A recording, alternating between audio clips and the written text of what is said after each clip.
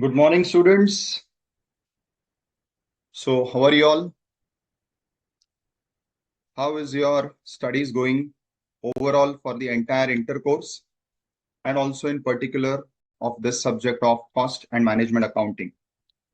I'll request you all to raise your hands because today we won't be able to chat through the chat box. But yes, live discussion is available. So let us have our discussion as usual so that we can take your doubts. Yes, Beta Tambeshwari. Sir ये जो first chapter है इसके अंदर sir बाईसाइक्लिंग manufacturing के अंदर भी आता है और जो प्रोडक्ट है उसमें भी आता है। तो सर ये मेथड कौन सा यूज होगा यहाँ पर? वापस रिपीट करो। फर्स्ट क्या बोला आपने? क्या दोनों में आता है? Bicycling. Bicycling. Yes sir. Spelling spelling बताओ बेटा, स्पेलिंग। BICYCLES। BICYC। LES। अच्छा, बाईसाइकल्स। Yes sir. हाँ, ये मैन्युफैक्चरिंग में आता है। और कहाँ आता है? और प्रोसेस होता है ना सर बाईसाइक्लिंग बनाने का। ओके। एक तो प्रोडक्ट है जिसे यूनिट में करेंगे हम्म। और दूसरा ये मैन्युफैक्चरिंग है मतलब प्रोसेस में आएगा। तो सर ये ना ना मल्टीपल ना ना होगा या? ना ना ना I'll explain बेटा। सी, सबसे पहली बात, now let me inform you all students what Tambeshwari is trying to ask. Tambeshwari has raised question relating to methods of costing. अब पहली बात, हमारे पास जो कॉन्सेप्ट है कॉस्टिंग के बेसिक्स में, first is methods and second is types. आप सभी ने ये फर्स्ट चैप्टर में पढ़ा होगा स्टूडेंट्स। सबसे पहली बात, मेथड्स और टाइप्स में क्या फर्क है? Methods of costing and types of cost. Methods of costing में हम बात करेंगे कि जो हम कॉस्टिंग कर रहे हैं, लेट मी टेल यू, हमारा जो फॉर्मेट है वो कॉस्ट शीट है, जैसा हम सब ने डिस्कस किया इनिशियल लेक्चर्स में। ये format depending upon nature of business, depending upon nature of product, depending upon nature of industry अलग अलग है। यानी आपका जो इंडस्ट्री है, आपका जो प्रोडक्ट है, उसको सूटेड अलग अलग मेथड्स बने हैं, जिसमें एक है यूनिट कॉस्टिंग, एक है बैच कॉस्टिंग, एक है प्रोसेस कॉस्टिंग। यूनिट का एक और नाम रखा जाता है सिंगल और आउटपुट कॉस्टिंग। फिर उसके बाद में आपके पास है ऑपरेटिंग कॉस्टिंग। प्रोसेस को ऑपरेशन कॉस्टिंग भी कहा जाता है। फिर आपके पास मल्टीपल कॉस्टिंग है। सो ये अलग अलग मेथड्स है। अब मेथड्स मतलब क्या होता है? सी, कॉस्टिंग करना मतलब हम जो कॉस्ट शीट बनाते हैं वो हमारा एक स्टैंडर्डाइज फॉर्मेट है, मगर ये फॉर्मेट जरूरी नहीं है सबके लिए एज इट इज लागू हो। इन सिंपल वर्ड्स, अगर मैं सर्विस सेक्टर की बात करूं, बैंकिंग की, इंश्योरेंस की, कोचिंग की, ये जो सर्विस सेक्टर्स है, होटल, हॉस्पिटल्स, इन सभी केस में यहाँ पे जो फॉर्मेट ऑफ कॉस्ट शीट होगा और जो किसी मैन्युफैक्चरिंग में होगा वो सेम नहीं होगा। Right now these are all examples of manufacturing. अब मैन्युफैक्चरिंग में भी देर आर थ्री वेरिएशंस। अगर आप एक ही प्रोडक्ट बना रहे हैं तो आपको एक ही कॉस्ट शीट बनानी पड़ेगी, देर इज नो डिफरेंस, क्योंकि आप पूरे साल में एक ही प्रोडक्ट बना रहे हैं तो आप एक कॉस्ट शीट बनाएंगे तो भी चलेगा। पर जब आप मल्टी प्रोडक्ट कंपनी है, जैसे फॉर एग्जांपल एक छोटा सा एग्जांपल लूँ तो चिप्स। चिप्स के केस में आप देखेंगे कि जो भी चिप्स का ब्रांड है वो अलग अलग वेराइटी ऑफ चिप्स बनाता है, प्लेन सॉल्टेड, फिर उसमें आजकल तो इतने सारे फ्लेवर्स आ गए भाई, बहुत हॉट स्पाइसी तीखा वाला फ्लेवर है, फिर कुछ तो थोड़ा सा उसमें pav bhaji flavour, there are so many flavours now in chips. अब वो लोग मैन्युफैक्चरिंग कैसे करते हैं? लेटेस्ट से सबसे ज्यादा उनका बिकता है प्लेन सॉल्टेड, उसके बाद में भी सबसे ज्यादा बिकता है हॉट स्पाइसी, उसके बाद थोड़ा सा वो बाकी के जो वेरिएशंस वाले फ्लेवर्स है, चीज वाला फ्लेवर है, टोमेटो वाला फ्लेवर है, आजकल तो उसमें जैसे मैंने कहा पानी puri, pav bhaji, they are making so many things. अब वो लोग क्या करते हैं पूरे साल भर में, they need to supply these goods to the market at regular intervals. तो वो बैचेस में काम करते हैं। What is batch? भाई आज मैंने पहले 10 lakh pieces of plain salted बनाना शुरू किया, वो 2 दिन में कंप्लीट हो गया, 3 दिन में कंप्लीट हो गया। उसके बाद मैंने एक 2 लाख पीसेस का बैच लिया of hot spicy, 1 lakh pieces का बैच मैंने लिया ऑफ टोमेटो, 1 लाख पीसेस का मैंने लिया चीज एंड सो ऑन। वापस आफ्टर लेटर से 1.5 मंथ जब इन सबके एक एक बैचेस बन गए, again I start with manufacturing the first one that is plain salted. वापस मैं उसके 10 लाख यूनिट्स का एक बैच बनाता हूँ and I repeat this again and again during the year. तो इसमें जब मैं काम कर रहा हूँ तो मैं एक ही प्रोडक्ट नहीं बना रहा, मैं मल्टीपल प्रोडक्ट बना रहा हूँ। और वो हर प्रोडक्ट को भी मैंने पूरे साल में डिवाइड कर दिया है इनटू बैचेस, कि मैं एक बार में किसी प्रोडक्ट के 10-10 लाख यूनिट बनाऊंगा एट रेगुलर इंटरवल्स, ताकि मैं रेगुलर इंटरवल्स मार्केट में भेज सकूं। उस केस में मैं हर प्रोडक्ट को एक पर्टिकुलर क्वांटिटी में बना रहा हूं which is called as a batch. तो मैं कॉस्टिंग करता हूं, कॉस्ट शीट बनाता हूं उस बैच का। अब उसी के सामने क्या होता है, द थर्ड ऑप्शन इज जहां पे मैं जो प्रोडक्शन कर रहा हूं वो प्रोडक्शन एक स्टेप में नहीं होने वाला है। The production is divided into multiple steps.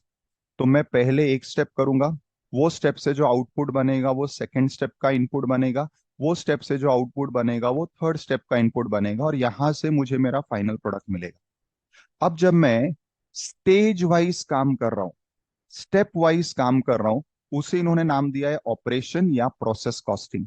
तो यहाँ पे मैं प्रोसेस 1 का कॉस्टिंग कर रहा हूँ, फिर 2 का कर रहा हूँ और 3 का कर रहा हूँ। और इंपॉर्टेंट ये यहाँ पे सीक्वेंस से ही होगा, क्योंकि पहले प्रोसेस 1 वाला काम होगा, उससे जो बनेगा वो प्रोसेस 2 का इनपुट होगा, उस पर प्रोसेस 2 में काम होगा, उससे जो बनेगा वो 3 में आएगा। And then comes service sector costing. इसमें एक और ऐड हो जाता है जॉब और कॉन्ट्रैक्ट कॉस्टिंग। अब ये सब जो अलग अलग फॉर्मेट्स है, इन सब में आपको अब समझ में आ गया होगा स्टूडेंट्स फर्क क्या है।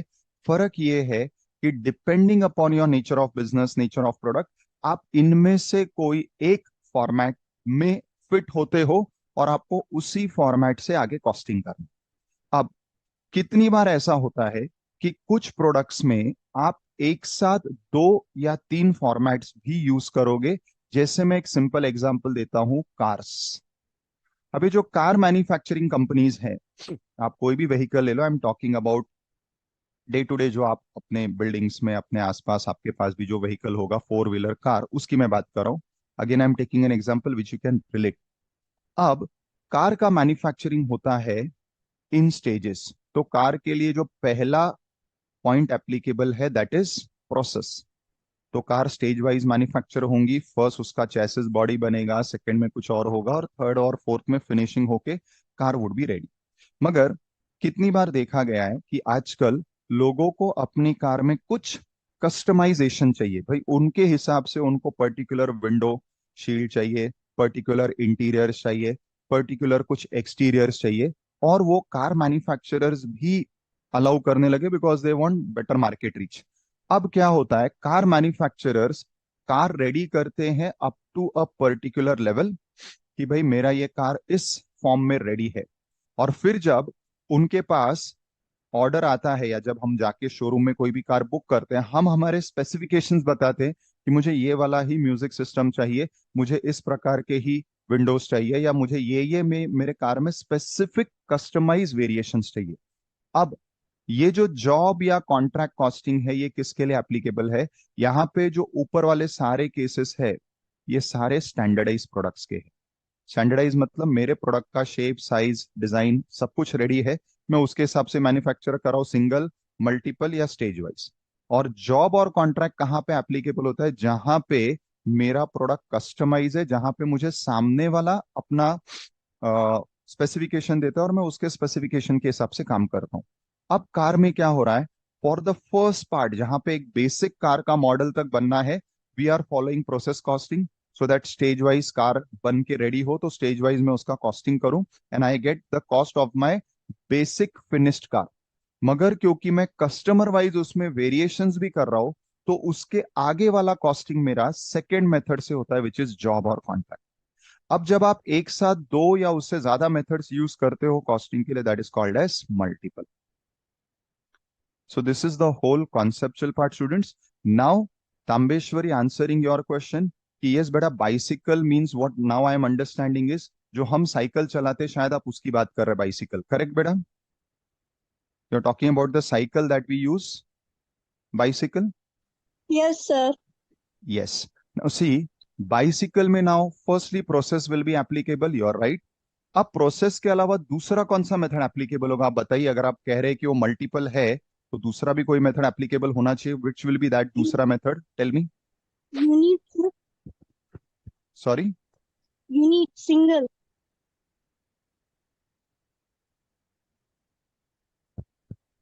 बेटा यूनिट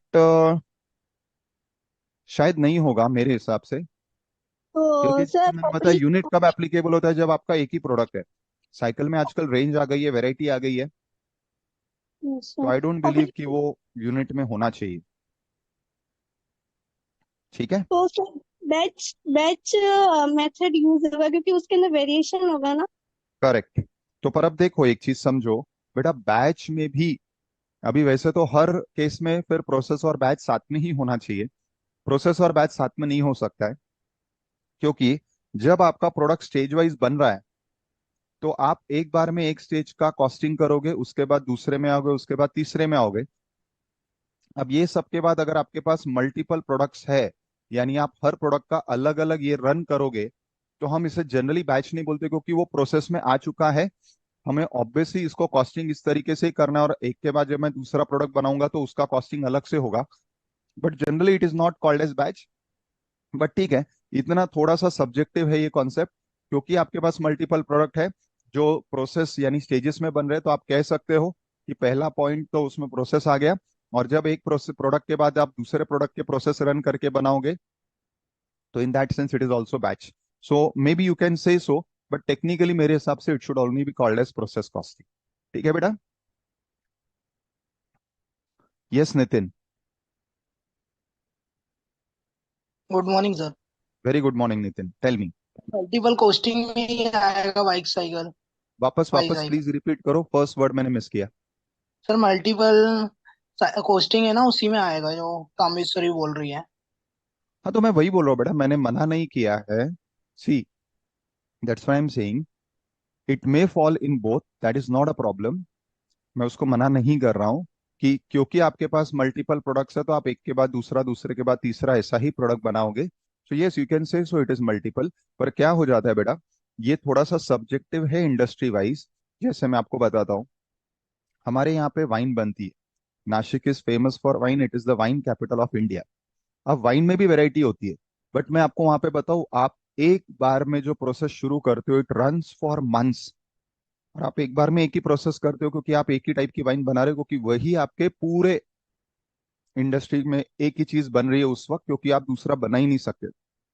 अब मे बी वो क्या करेंगे, पहले एक पर्टिकुलर वाइन बनाएंगे जो बनाने को शायद उनको 6-8 महीने लग जाए। उसके बाद ऑब्वियसली वो दूसरा वेराइटी ऑफ वाइन बनाएंगे।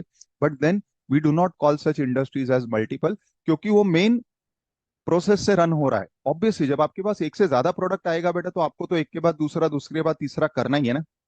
बैच कब आता है, जब आपका फ्रीक्वेंटली फास्ट फास्ट फास्ट एक के बाद दूसरा, दूसरे के बाद तीसरा बनता है, तो आपको कॉस्टिंग उस बैच का, फिर उस बैच का, फिर उस बैच का, ऐसा करते रहना पड़ता है। यहाँ पे मेरा बैच वाला कॉन्सेप्ट ही नहीं, क्योंकि ऑलरेडी मेरा प्रोसेस ही रन हो रहा है ओवर मंथ्स। इससे मैंने कहा कि what Tambeshwari Singh is perfectly right, I am not objecting it, but I just mention कि आप ऐसा मत मान लेना कि हर बार जहां पे आपके मल्टीपल प्रोडक्ट्स हैं और वो प्रोसेस में बन रहे हैं तो आप उसको मल्टीपल ही कहेंगे। जैसे मैंने आपको वाइन का एग्जाम्पल दिया, इस केस में भले मेरे पास रेंज ऑफ वाइन्स है, पर मेरा एक ही वाइन बनता है ओवर 6-8 मंथ्स, तो मैं उसे प्रोसेस ही कहूंगा। That is what I just wanted to tell you.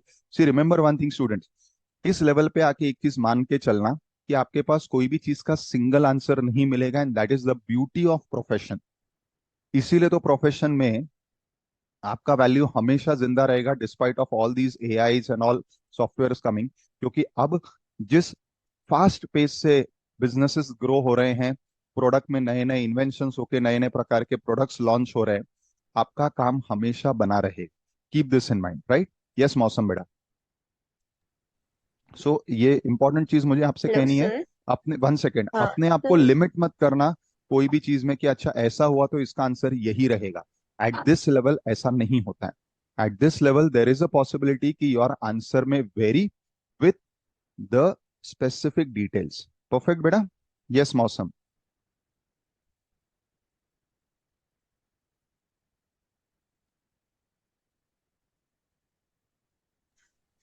कि बोलो बेटा। आपने बोला ना batch and process same product के लिए यूज नहीं होता। Why sir? इसका रीजन? वापस बोलो बेटा।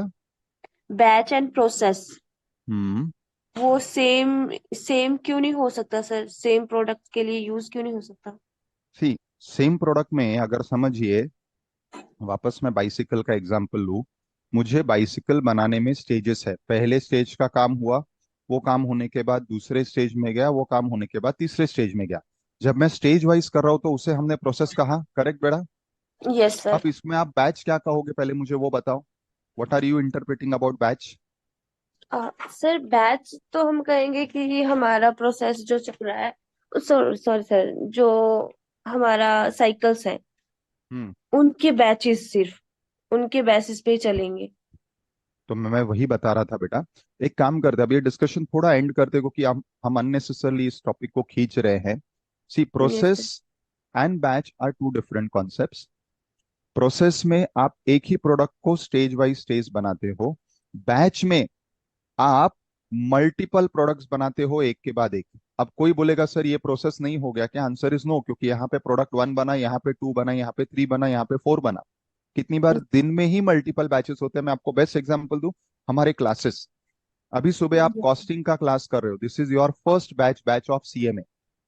मे बी इसके बाद आपका डायरेक्ट टैक्स का होगा, it will become the second batch. उसके बाद अकाउंटिंग का होगा, it will become third batch. उसके बाद लॉ का होगा, it will become fourth batch. So understand this students, yes आपका sir.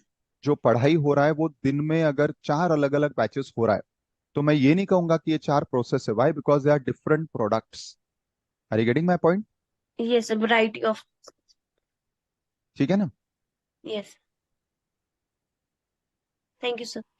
Yes Good Hardik. morning, sir. Good good morning, sir. Morning. Sir, I have a doubt in labor. You have a doubt in Labor. Labour, बोलो बेटा। Sir, in your PDF, question number 40. Hmm. Sir, I am not able to understand that question properly, sir. थोड़ा and में देखो बेटा। हाँ जी sir, कोई दिक्कत नहीं या है सर। ठीक है sir. Yes, Ajay Surya.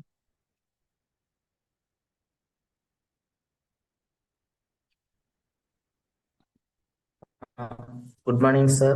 Good morning बेटा, tell me. Sir, sir, can you please use English words, sir?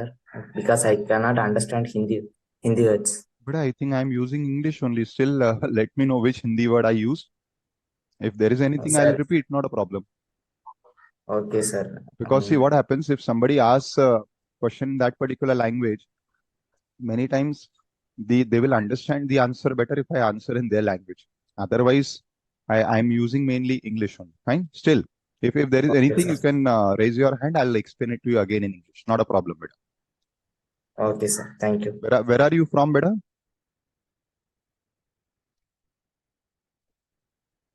Okay. Any further questions, students?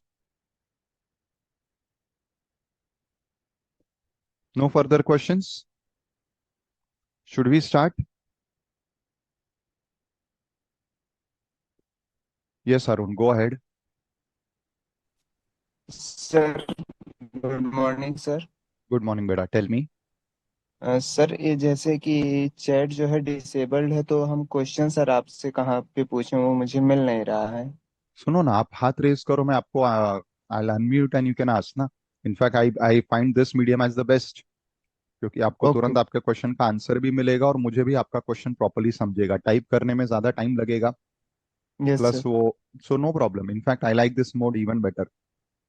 Okay sir, thank you So very much sir. you raise your hands, I'll unmute you one by one. Fine? Okay sir. Okay, beta. So students, should we start? Now today we are going to start with the practical part. But before that, let me just summarize. We are studying the subject of overheads. What is overheads? So broadly, आपके पास three elements है in cost. Cost is made up broadly of three items: material, labor, which is called as employee, and expenses. Ab, in every element, you have indirect element and direct element. So you have indirect material, indirect labor, indirect expense, direct expense. These three items go to make prime cost, we know, and these three items are collectively called as overheads. Correct? Why they are called as overheads? Why this name is given? This is a technical terminology, which means over and above the main cost. Which is the main cost? The prime cost. Over and above the basic cost. Which is the basic cost? Prime cost. That is why this terminology is used. So overheads is not such a word like which has no meaning. It has a simple English meaning. Over the head. Head means the most common, most basic, most prime. So besides the prime cost, which is made up of all the direct elements, whatever is over and above that is what is overheads or indirect. Overheads are then further classified into factory related or management administration related, or the last function, that is selling distribution related. Now you can further classify it into R&D and testing and so many things, but broadly these can also be further covered into these only. That is why broadly we have three types of overheads: production, administration, selling. Now I came to the most important concept. The most basic concept of costing is how do costing happens. Now when we do costing, what we are doing is charging. What is this charging word? Charging means out of total expenses that you have made, how much expenses are applicable to one particular product. So out of total, putting that much cost or adding that much cost to that product is what is charging. Now how charging happens? So we prepare this format which is called as cost sheet, and in that format, for every item of cost, like firstly the direct items and then the indirect items, we have to find out two things. The two things are the quantity and the charging price. Now the quantity will vary depending upon the nature of items. For material, it may be kgs, liters. For labor, it may be hours. For direct expense, it will be the quantity of that particular product. And for overheads, I use this word base. And then we discussed at length what is this base and why it is called as base. The main difference between a direct cost, that is these three, and an indirect cost, that is overheads of all type, is that in case of a direct cost, whether it is material, labor, or expense, this is identifiable. What is identifiable? When I look at my product, I can see, I can measure, I can tell you with confidence how much of material quantity is there, because I know that in making this pen, I have consumed 200 grams of plastic. I have consumed one tip for making the nib. I have consumed some particular quantity of the ink or the writing material. Similarly, I can very confidently, authoritatively tell that in making this one pen, my worker has worked for 1.5 hours. So then the labor becomes direct. And similarly, if this pen is a branded product, I'm working or using somebody's brand, like how you have so many branded stores today. You have this Pizza Hut, you have Naturals, all these are running under somebody's brand, whereby they have to compulsorily pay a fixed portion to them for every item of their sales. So that becomes again a direct expense, which is generally royalty. Now, why are these direct? Because I can identify, I can see, I can measure how much of these quantities are being consumed, are being used in my product. But this is where overheads is indirect, or indirect items are different from direct, because in case of indirect items, I have no basis on which I can identify. Like rent, how will I identify how much rent has gone into this? There is no basis. Basis means was there is no quantity. Similarly, no quantity for light bill. Similarly, no quantity for repairs and maintenance. No quantity for depreciation.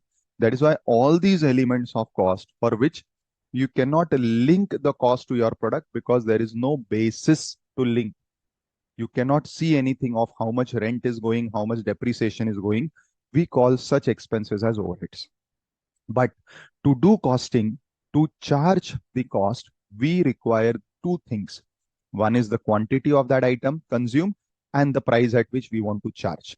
Now, charging price we have been studying regularly. It is by the mother formula that I'm keeping aside. Firstly, I am discussing on the quantity part. Now, since there is no quantity of overheads per se, that is overhead itself has no quantity, that is why we use a generic word which is base. Why it is called as base? Because we use it as a denominator in this working. So whenever we are finding out charging price, we divide the numerator, which is your total cost, by the denominator, which is one of these items. But there is no such item in overheads. So we assume, I had mentioned this last time, we assume one of these items here. So you can take the material quantity as the base, you can take the production quantity as the base, or you can take the hours, which may be labor machine, as the base to find out the charging price. So whatever denominator you have used, which is below, that is why it is called as base. That is the basis on which now you are going to charge overheads. So let us say, for example, I decided to take machine hours for dividing and finding out charging price. It means machine hours is the basis on which I will be charging my overhead. So I will always say in English, on the basis of machine hours, I am charging overheads. So I will do this simple mathematics. Numerator is the overheads, denominator is the machine hours.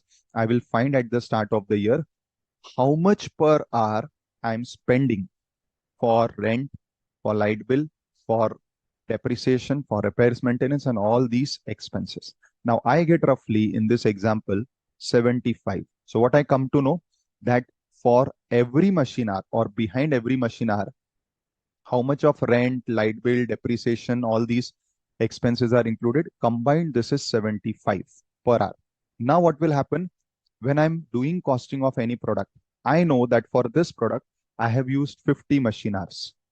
So 50 into 75, I will be charging, I will be adding out of my total rent some portion here, out of my total light bill some portion here, out of my depreciation some portion here.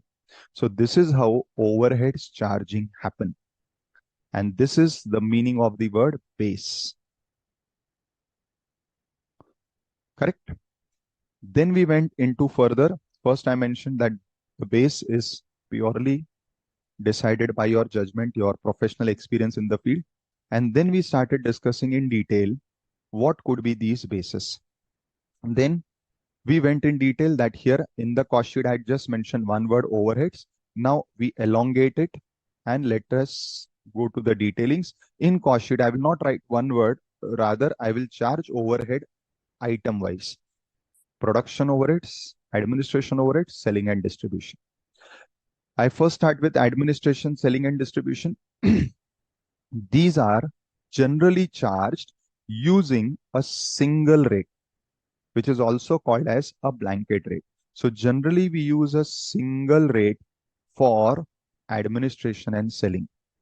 But for production, there are two possibilities. It may be single or it may be departmental, that is multiple. So we first go to administration overheads. In case of administration overheads, generally the rule is we use a single rate. And if you have to use a single rate, by the mother formula, how do you find out that single charging rate? At the start of the year, you will estimate your total administration overheads, select a proper base by your professional judgment, divide this by the base, you will get your charging rate for administration overheads, which is called as ORR, that is overhead recovery rate. Now, there are different options. In case of administration overheads, the most recommended bases are either you can use unit of production as the base or you can use factory cost as the base. Now, if you are using factory cost as the base, then you have to find out this raise as a percentage because mathematically numerator is also rupees, denominator is also rupees. So mathematically, how to express something which is having same denomination, we express it as a percentage. But where the denominations are different, that is in numerator, you have something which is in rupees, in denominator, something which you have in quantity. So simply when you divide, you directly get rupees this much per quantity. So there is no need of percentage. Percentages are required when the denominations are same. That is both values are same, both are in rupees. both are in liters, both are in quantity. Like in case of our loss percentage, why do we express losses as a percentage?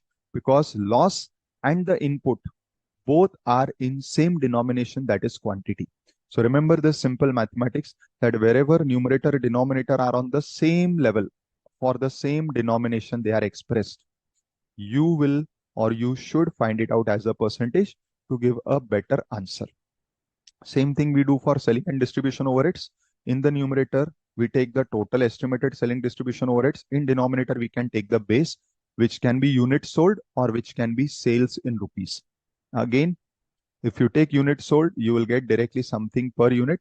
If you take sales, which is in value, you should find it out as a percentage. Now, a question may come, sir, where is overheads in our accounts? There is no such expense called as overheads, correct? In your accounts, the expenses that you actually pay day in, day out are paid by these account heads or names. So these are the names by which you are spending. You spend for oil grease, you spend for salary, you spend for a director remuneration, you spend for rent, depreciation, etc., etc. There is no such expense by the name overheads. Overheads is a terminology which is specifically used in costing. So how do we know how much is my production, administration, selling overheads?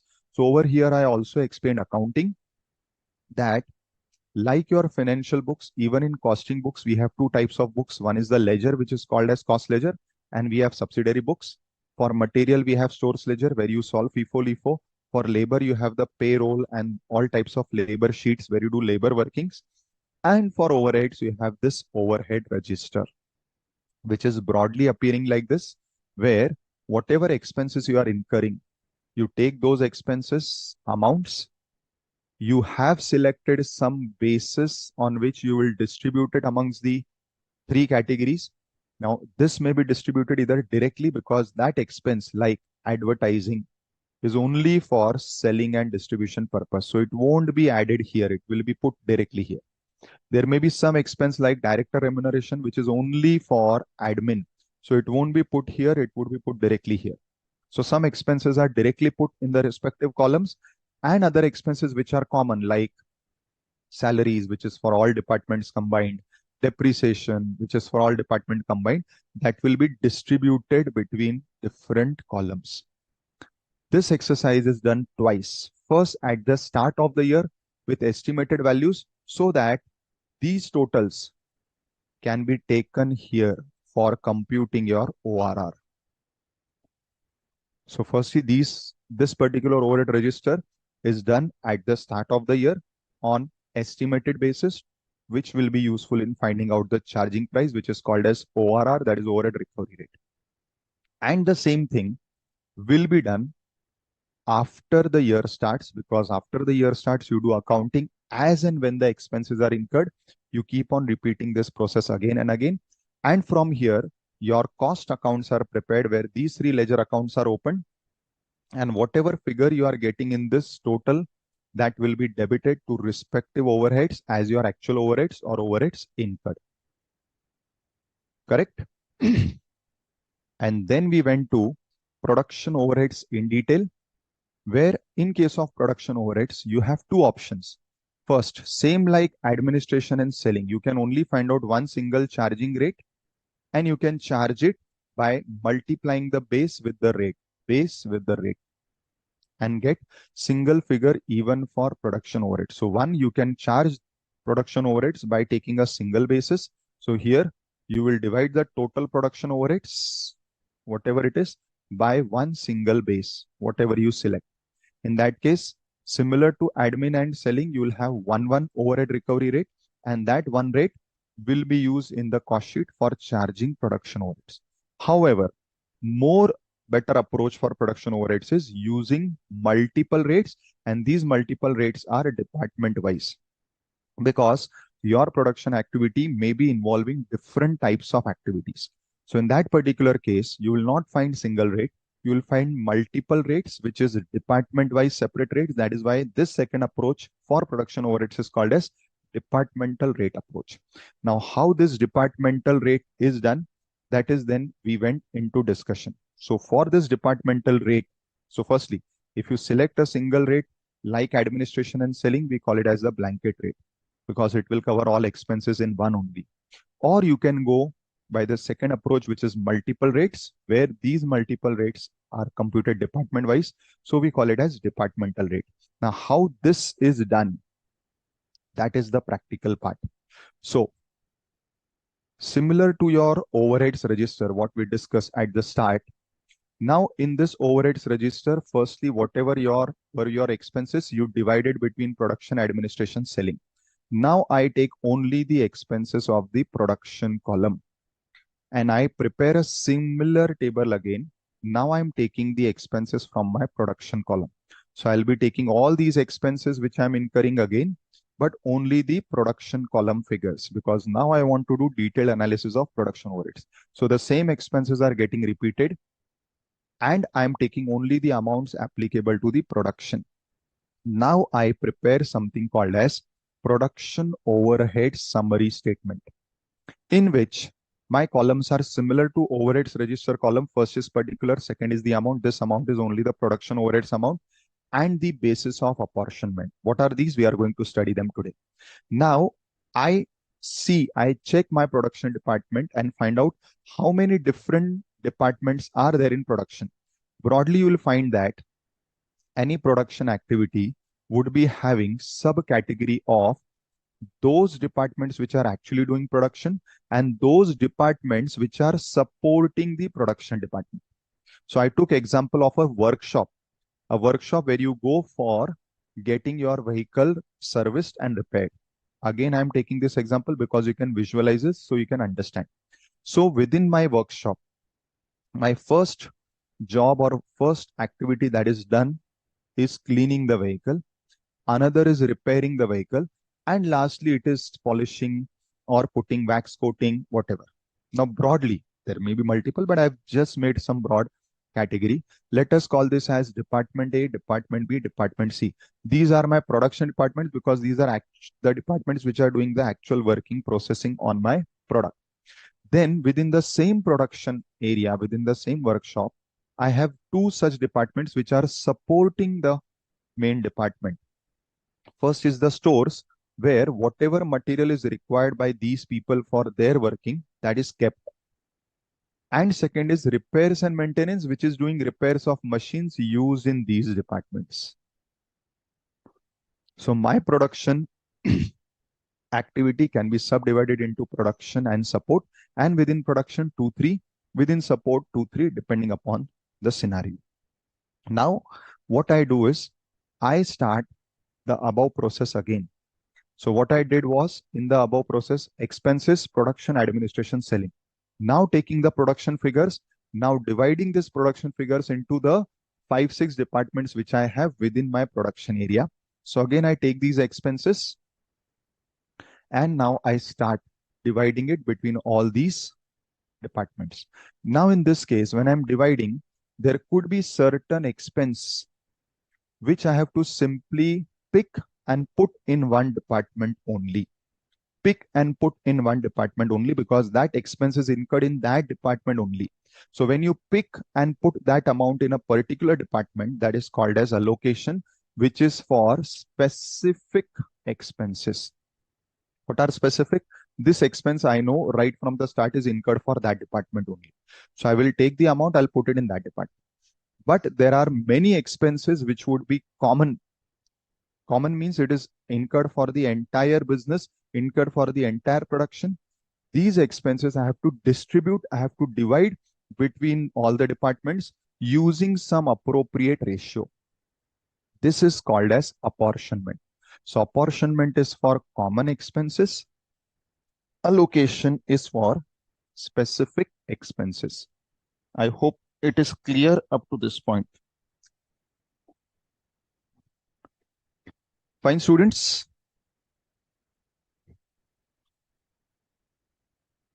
Is it okay up to this point? Now, when we are dividing this, all the expenses between the departments, this process is called as the primary distribution of overheads. At the end of this process, I will get totals. Now my expenses are now divided into 5 categories. department A expense, B expense, C expense, and service department X and service department Y expense. This is how my first step is done. In this, some technical terms are the ratios which I'm going to use are my basis of apportionment. What are these ratios? How to find out? We'll discuss that today. And then comes the second step where after getting the totals of each department, these service departments, whatever I am having, what are they doing? They are serving the other departments. So let us then charge their expenses to the departments whom they are serving. Mind my words. Let us charge their expenses to the department whom they are serving. So I will take the figure of department X expense, which I got from here, this total, and now I will charge it or divide it between those departments whom X is serving. Similarly, I'll take department Y expense from here. So this is my department Y expense. Again, I'll charging it to those departments whom department Y is serving. Again, taking a ratio. At the end of this process, I have distributed these expenses. So these are now nil. This is out of my consideration.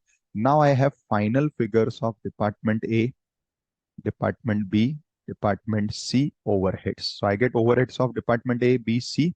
Now I divide this by suitable basis. So I'll select suitable basis. Maybe for department A, which is doing cleaning, I'll select units. Why? Because irrespective of the brand or make of the car, the cleaning efforts are same. So here I will get my overhead recovery rate. That is the charging rate I will get in case of department A as, let us say, rupees 200 per unit. But department B, I have taken hours, maybe machine hours, labor hour, depending upon how I'm doing servicing. Here, my charges that I'm getting are per labor hour. And for department C, which is doing polishing, etc., I'm using the basis as area, maybe in square feet. So here I'm getting my costing per square feet. Now, once I'm getting these charging rates, now when a car comes to me for doing servicing, if the car is asking me for cleaning, I will charge it. If it is asking me for doing servicing, repairing, I'll measure how many hours I've spent on their servicing, I'll charge this. But it has not asked for waxing or not asked for any type of polishing, I will not charge this. Another possibility, a car comes now, since it is festive season, the car is coming, it is saying only do me polishing and cleaning. So I will be only charging 200 rupees for a cleaning. And depending upon how much waxing, polishing, or coating I am required to do on the basis of square feet area, I have done the polishing, coating, I'll be charging this, but I won't be charged this. So why did we do this departmentalization of overhead? So that my charging become more precise, more accurate, whereby when I'm doing costing, I'll be charging only those expenses which I have used or which work I have done on my product. So in my final cost sheet, now this is the overheads portion of your cost sheet, I will be charging to the product respective department cost which the product has utilized. This is all about overheads costing, which we are going to study in this chapter. So first, we will do the first part today, that is primary distribution. And then we will also do this second part, which is called as secondary distribution. So in primary, the expenses that you have, all these expense heads that we use in accounts, these are divided, allocated between my production and service departments. And in secondary, the service department costs are then charged to my other departments. So that at the end of secondary distribution, I get my overheads for each department. And in the third step, I find out my ORR, whereby I will divide this expense by the suitable basis so that I'll get my ORR. So we are now finding out charging rate for charging overheads by the same mother formula. Numerator is expense, denominator is the base. This is the mother formula which we use in material, labor, everywhere. Here again, the same mother formula is used in overheads, but after so many stages. Fine, students. Anybody having any questions on whatever we have discussed, please raise, because now after this, we are only going to do simple mathematical and calculator based workings. Anybody wants to ask anything?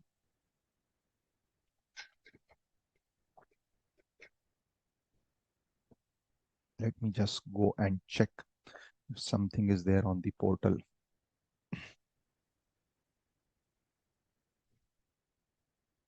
If you can provide the name of the author of the book from where you are considering the questions.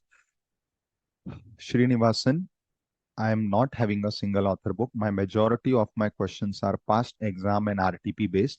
That is why I had mentioned that you should refer to, for extra practice, our past material, right?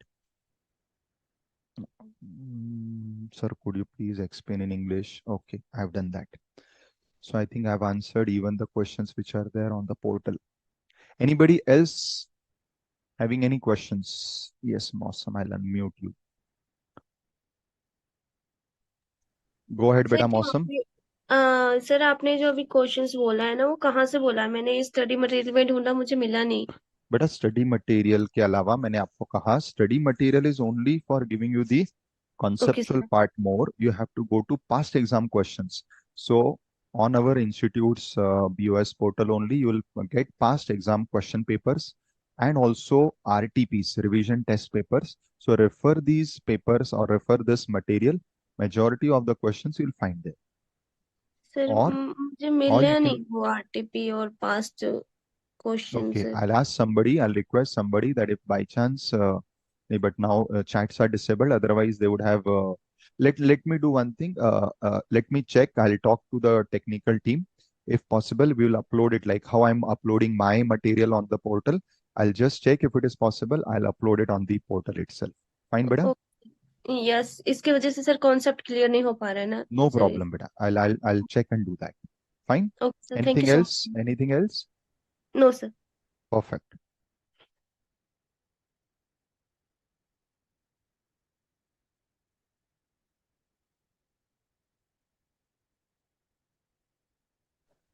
Yes, Rojalyn, na? Yes, sir. Good morning, sir. How do you spell your name? Good morning, beta. Sir, Roslyn. Rosalind. Okay, beta. Please tell me.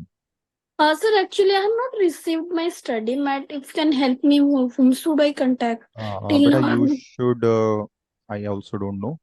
Maybe I think I'll request somebody from technical team to put a direct message to you, whom you should contact. Group 1, sir, I have received, but Group 2, I have not received till now. Sorry, but I don't think I'll be able to help you in this. But I'll just request if somebody from the technical team can help, they will put your direct message from Sir, where you'll get the details. Fine, beta?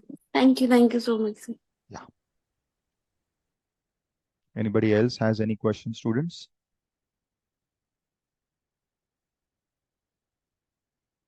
No questions? So should I proceed then? Rosalind, if your question is answered, you may lower your hand so that I'll get to know that your doubt is clear.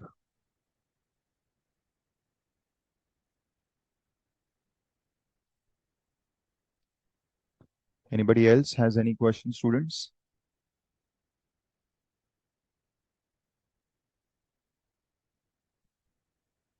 Rosalind, you want to say something else?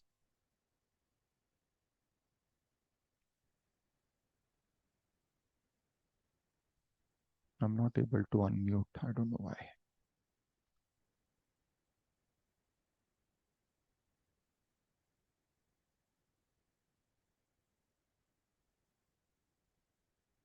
Technical team, I'm not able to unmute. I don't know why.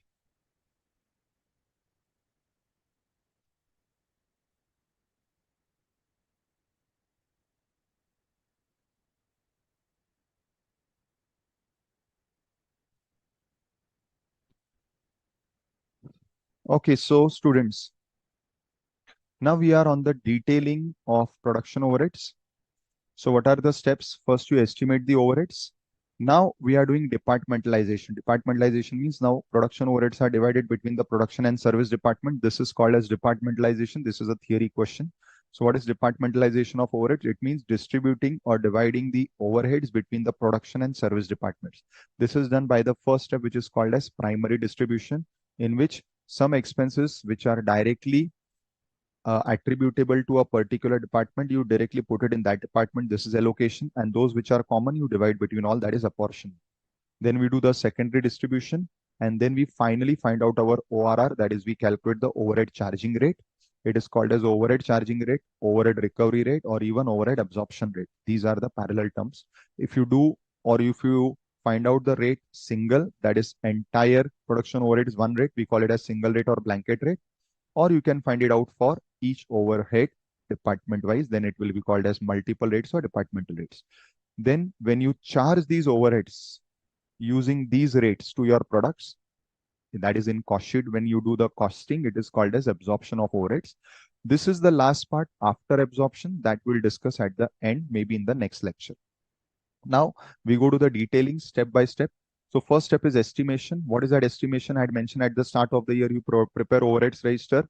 You take the overheads and divide it between production, administration, selling using some basis.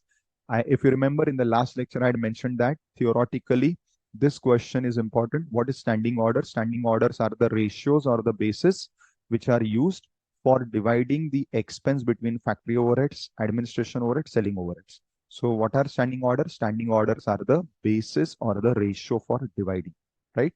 And then comes departmentalization, what we are studying, in which the first step is primary. And after primary, we do secondary.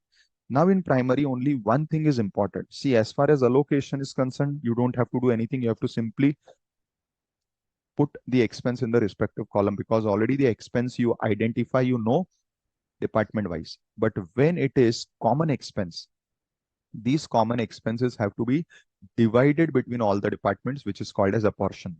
Now for this, I need some ratio so that I can divide it. What would be the ratio? This is a generic example. Now please understand, the ratio has to be logical. So here I have given you a list of what are the common ratios that are used for doing apportionment of overheads, that is dividing the common overheads between all your production and service departments. What are these? So if your expense is building related, now building related expense can be rent of building, depreciation of, not depreciation, sorry, repairs, maintenance of building, or even the building related taxes like the property taxes. So all building related expense, rent, repair, maintenance, and the property taxes, your first choice of ratio is area. Simple logic, understand. This whole is my production department, in which some portion is the cleaning department, some portion is the repairs department, some portion is the polishing department, some portion is the stores, and some portion is my other service department, that is the repairs maintenance department. Now, my entire production area is divided into these departments, which I can find out for each department how much area is there.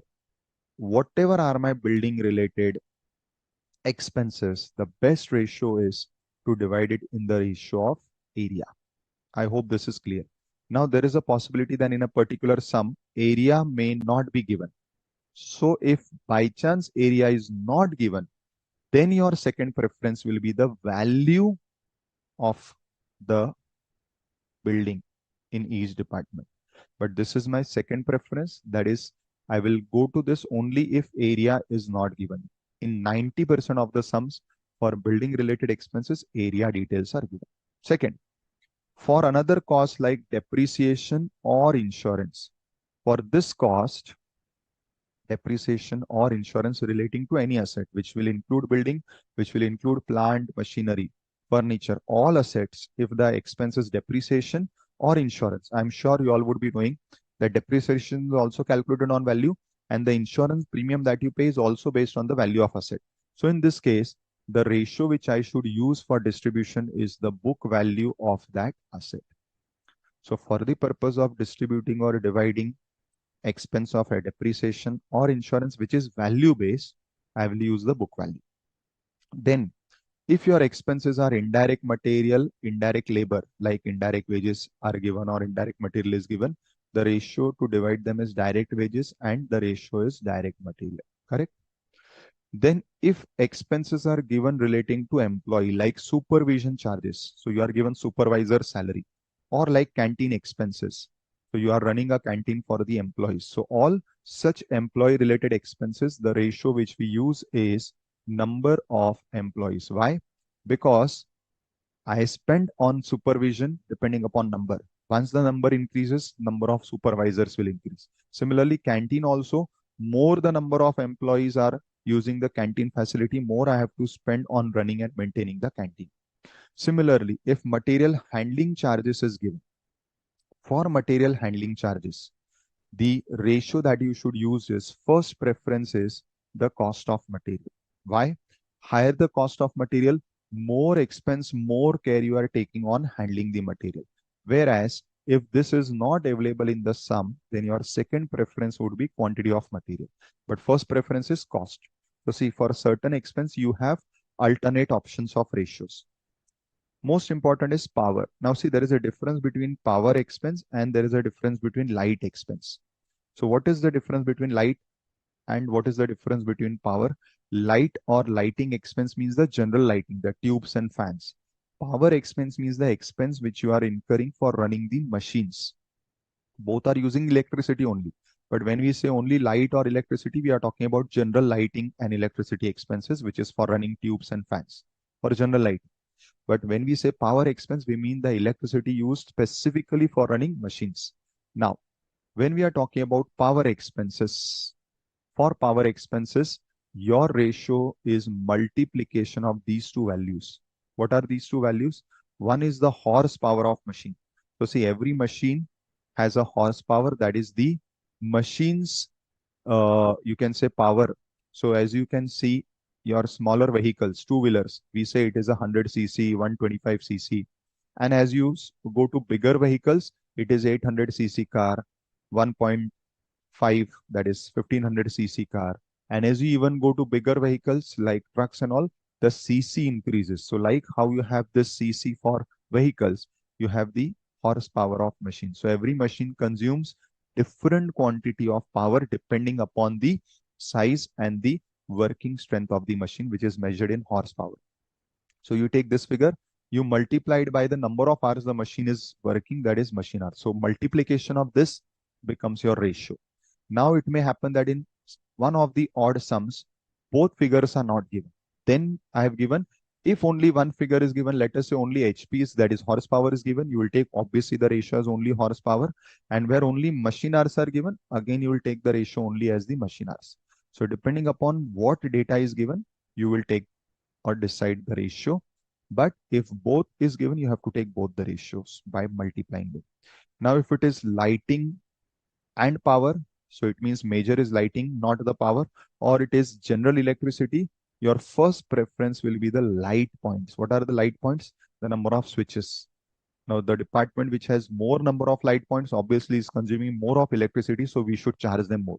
So the ratio that I'm taking is of light points in each department. Like how in each of your rooms in your house, you have different number of switches. Some rooms will have more number of switches. It means they are consuming more electricity. Some rooms may have less number of switches, so obviously they are consuming less electricity. But if let us say light points data is not given, then the second preference will be area. Again, this is logical. The room which is bigger by default will have more number of lights and will be consuming more electricity. So you can see these are some logical ratios. Then this is the most difficult one. Normally others or miscellaneous should be the most easiest one. It is the most difficult one because the nature of expense is not known. So we have again different option. If your production is done on the basis of workers, that is, it is labor driven, you can take direct wages if given, or you can take direct labor hours. This is one of these bases you use depending upon the nature of manufacturing. So if your nature of manufacturing is labor driven, you will use this as the basis. But if your nature of manufacturing is machine driven, that is your operations are highly mechanized, for miscellaneous or others, you will use the machine hours. So these are the common ratios. I have kept two blank because this is not the exhaustive list. There could be more. With new sums, you will find one or two new items. You have to apply your logic.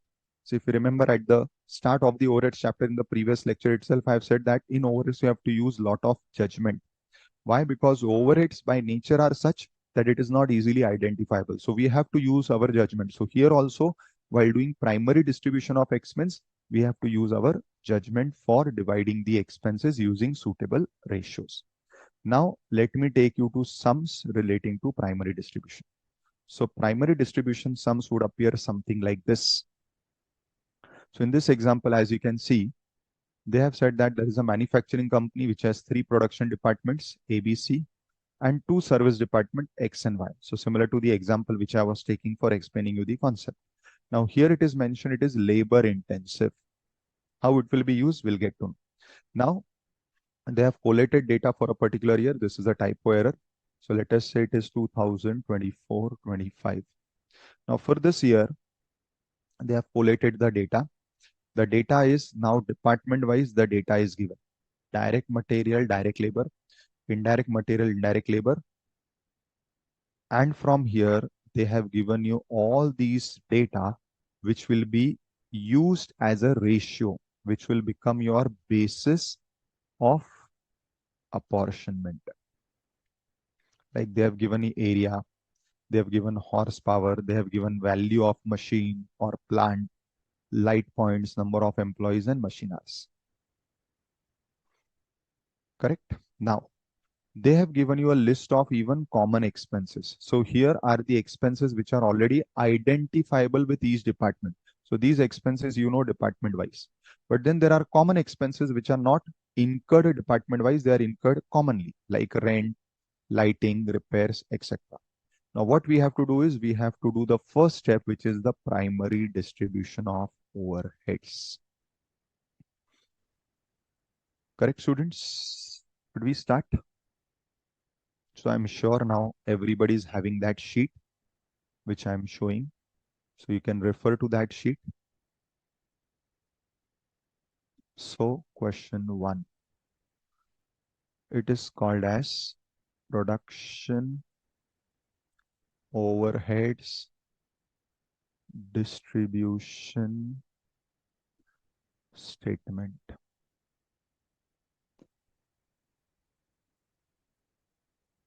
First is particulars, where you'll write the name of expenses.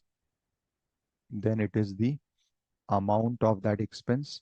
Then the basis of apportionment, which is the ratio. Then production department, in which you'll have A, B, C. Service department, in which you have X and Y. Correct, students?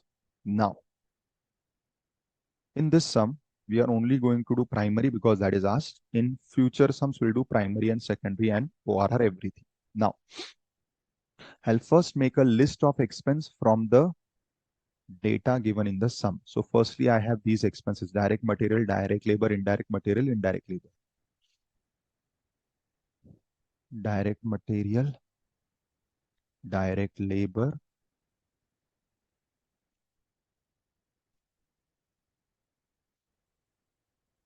correct? Now, most important is for these 4 items of expense, I don't have to do any type of distribution or apportionment because already these expenses are given department wise. I have to simply pick up and put the expenses in respective department. So if you remember, theoretically, this is what is called as allocation, because I don't have to do any distribution or division. So that is why in basis of apportionment, where I have to mention the ratio, I'm simply saying given. Given means they've already given the distribution. Now here comes the first important conceptual point. I will not write anything in production department column for direct material and direct labor. This I will write only in the service department column. So my service department figures are 10, 7, 20, 13. 10, 7, 20, 13. But when it comes to indirect material and indirect labor, I'll put it in all columns. So 8, 5, 6, 3, 1.4. 8, 5, 6, 3, 1.4. Then 11,6,754.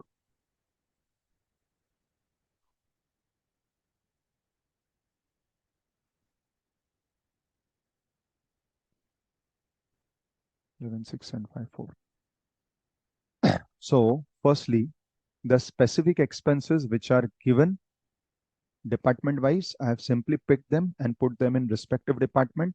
While doing so, I will not put the direct material and direct labor here. Yes, Muskan. Sorry, Mosam. Sir production department में क्यों नहीं डाला indirect और in labour और material sir? बेटा मैंने जानबूझ के वो एक्सप्लेन नहीं किया. I just want that you all start using your heads. See, I can directly give the answer, or I could have, while writing, mentioned that, but I just have a different approach. I want you all to now start using your judgment and your understanding. It may be wrong. So I'm putting this as a question to the group.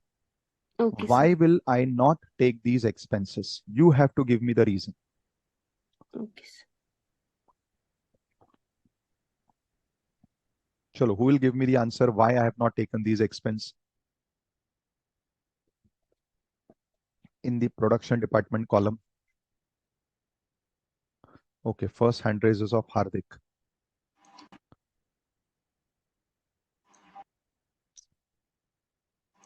Yes, Hardik, go ahead. Sir, Tell sir, me. I'm just taking a guess. Sir, it could be a reason that already the departments A, B, and C have accounted it in direct material and direct labor, which we have already done. So they have placed it in their own registers already while calculating it and while matlab, they have posted it.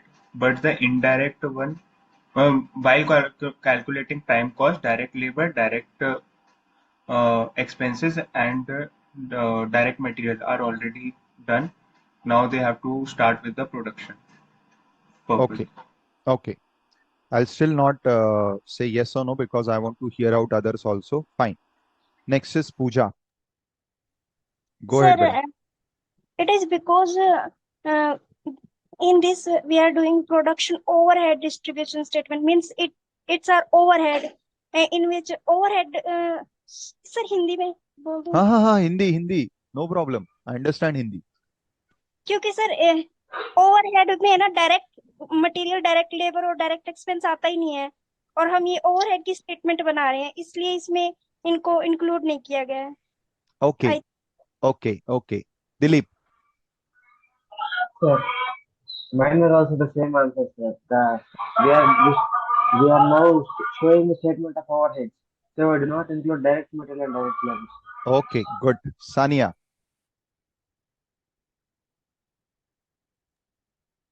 Good morning, sir. Good morning, Beda. Sir, because we are talking about overheads here, and these direct materials and direct labor are direct cost. These will not be treated as overheads. So that's why. Good. Ritika. Good morning, sir. Sir, Good morning, Beda. because these costs are directly attributable. Direct costs are directly attributable to cost. And in the previous chapter, we have done direct material and direct labor. Now we are doing overhead costing. Okay, so I have a counter question to all. Then why did we take these expenses in service? Yes, Nisarg and Mosam. Now you'll be answering this. Why I have taken this in service? Nisarg. Because the service department would not have direct costs attributable. Like, we cannot divide the cost within different units directly. Okay, Mosam. It's same, sir. It's my also opinion of same. Okay, Vaidahi. Yes, sir, I also have the same. Maybe the service department overhead should be allocated to the production so we can know what the production department has totally incurred over the direct material. Good. So you all are correct. So students, for everyone, please lower your hands who have answered and have nothing else to say so that I'll get to know if I have to unmute anyone. So basically, you all are correct. These expenses are already considered in my cost sheet in the name direct, and this has already become part of my prime cost. So whatever direct material I'm using in a production department is actually my direct material of the product. Direct labor used in the production is the direct labor of my product. So this has already been considered in cost sheet by the name direct, and it has become already part of prime cost. But whatever I'm using in the service department is not doing anything for the product.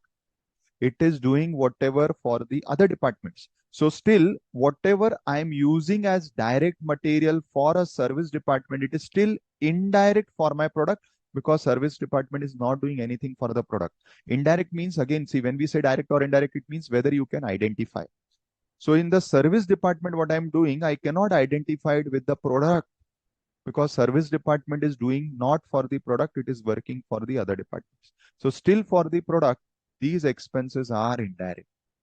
So as rightly pointed out by y'all, this is a overhead distribution statement. We are only considering overheads, and these are not overheads in relation to the product. So we will be charging, or we will be considering only those expenses here which are indirect in relation to my product. Perfect. Y'all are super. So it means concepts are going well through you. It is not overheads, it is intrahead. Great.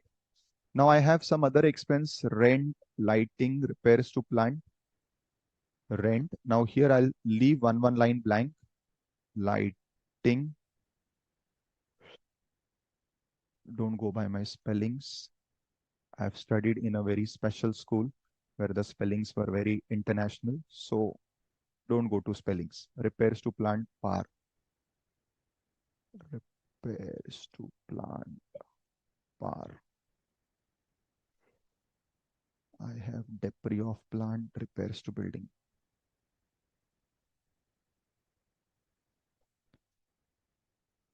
Repairs to building, and so on. Now, these are all common expense.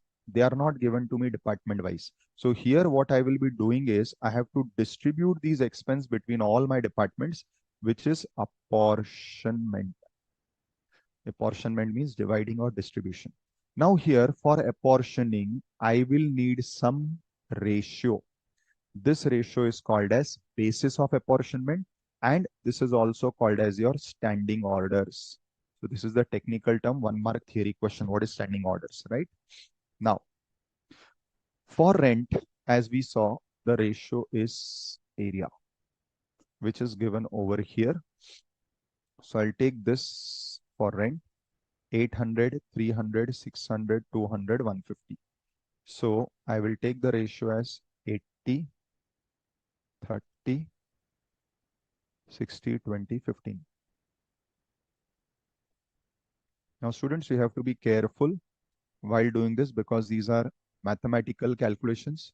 If you make a haste, you may have taken 8, 3, 6, 20 and 15, which would have been wrong. If you're taking 15 over here, it has to be 20, 60, 30. Many times in haste, what we do, we remove only zeros. So here when you remove zeros, it will be 8, 3, 6, 2. And here you have only removed 1 0, it will be 15. So your answer will be wrong. So please focus on the digits. Now, rent, how much amount is there? 30,000. Now, in the amount column, I have written 30,000. In the basis of apportionment column, I will write the name of that ratio and I will put the ratio. Now comes calculator. Now I'll request everybody to use the calculator effectively. Now we all have studied finding out ratio in schools. How do you find out the ratio? You make a total of this, correct? So total is how much? 80, 110, 170, 190, 205. So the total of this is 205, correct? Start using your calci. Is the total 205? Put me thumbs up. I'm sure you all will be able to put thumbs up.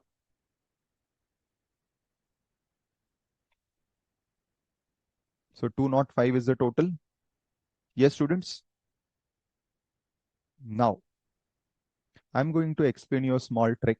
Maybe you all would be knowing. This trick makes your calculation easier and faster. Now, how do we divide? So I am typing 30,000 in my calculator. I don't know whether you can see it on the screen or not.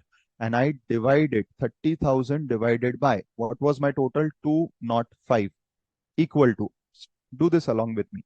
So 30,000 I typed, divided by, and the total of this ratio is 205. Correct? Equal to. Now, I press multiplication sign, multiply 8080 equal to. So I get 11,707 approx. Correct? We all know this. Now you will be saying, sir, what is so special? What are you trying to explain? We can do this ourselves. Wait. So 30,000 divided by total of this multiplied by 80 equal to, I get this. Now, how will you find out for the second department? Pay attention. Now only type 30 and press equal to. See if you are getting the answer.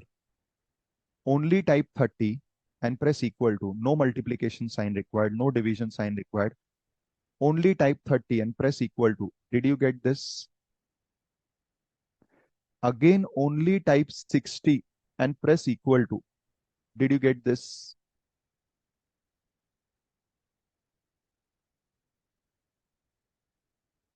Only type 20 and press equal to. Did you get this?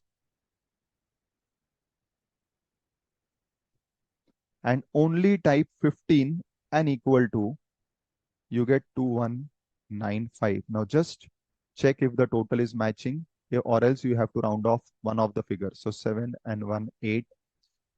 8 and 7 is yes. So it is becoming 0. Students, I hope you got the trick. So 30,000 divided by the total of this, you get something on the calci. Then multiply, you press multiply 80. You press equal to, you get this. Now till this point, you and me are doing or were doing same. After this, the main trick starts. Now otherwise, or let me tell you what I used to do when I was not knowing this trick. I used to divide this figure which is there on my calci by 80 and multiply it by 30 to get this figure. Then this figure when I'm having on calci, I'll divide it by 30 multiplied by 60 to get the other figure. But you don't have to do so much.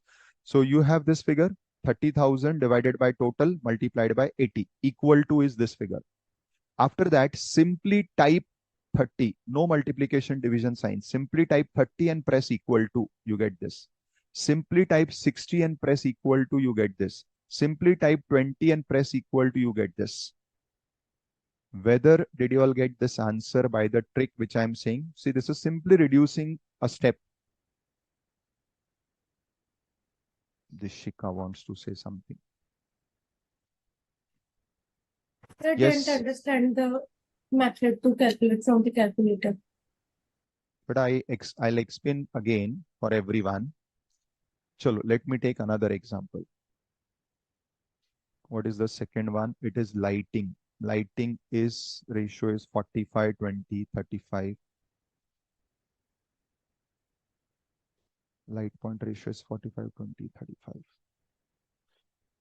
45, 20, 35, 15, 20.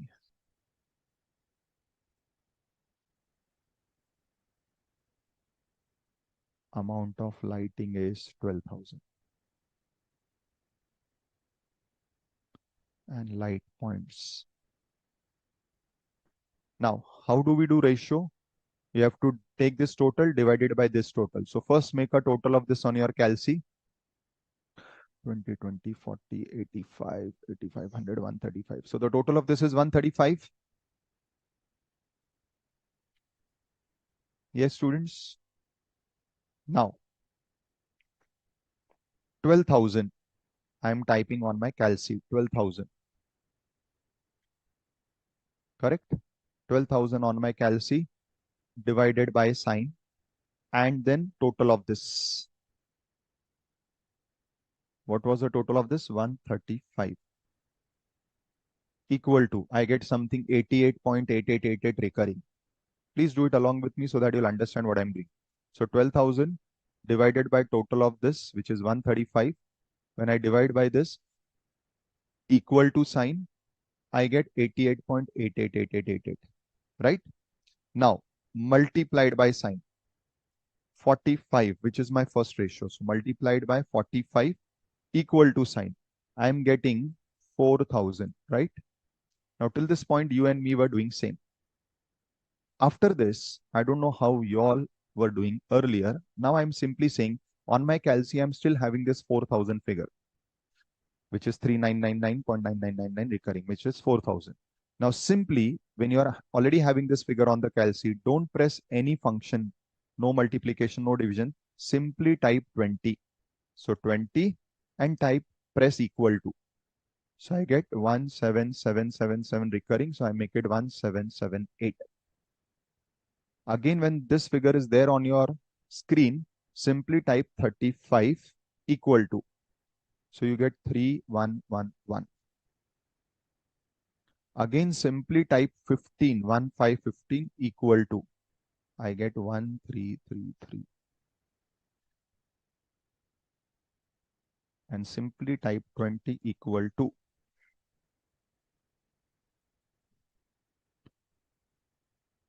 Did you all understand this, student? Yes, students, have you all understood this trick?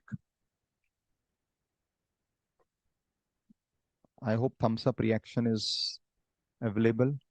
Put me a thumbs up if that reaction is available. I don't know whether it is available to you all. Okay. Yes. So you want to ask also something, Nitish? Yes, Nitish, I have unmuted you. You want to say something, Nitish? Okay, Pooja has given thumbs up. Yes, others, I hope you all have understood this shortcut. Yes. Now, following this for all others. So my repairs to plant is 8,000, par is 15,000.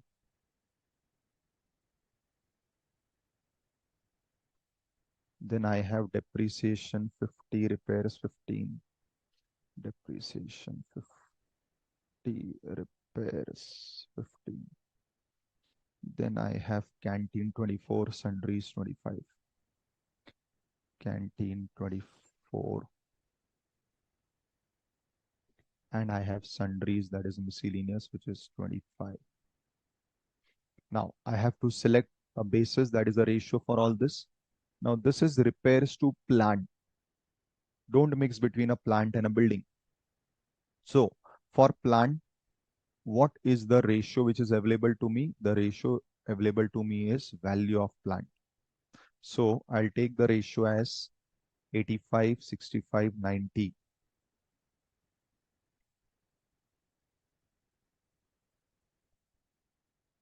85, 65, 90. 80, 10. Please select appropriate figures in the ratio. 1, 0 here or there can destroy everything. Now the next expense is par. For par, I'll already mention that you should take a multiplication of horsepower and machine hours. So HP multiplied by machine hours. So I have to do this. 200 multiplied by 50,000. Now this is going to be a huge value. So again, reduce it, remove the zeros. In fact, I can even remove 4 zeros. So I want this figure HP into machine hours.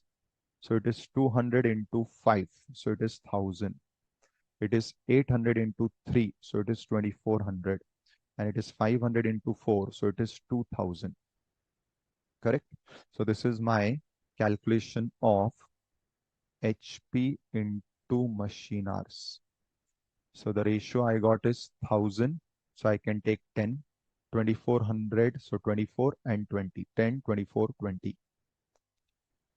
10, 24, 20. All right. Then I have depreciation of plant. Again, for depreciation of plant, I'll take value of plant. So for this, again, this ratio will be repeated. Again, the same ratio will be repeated.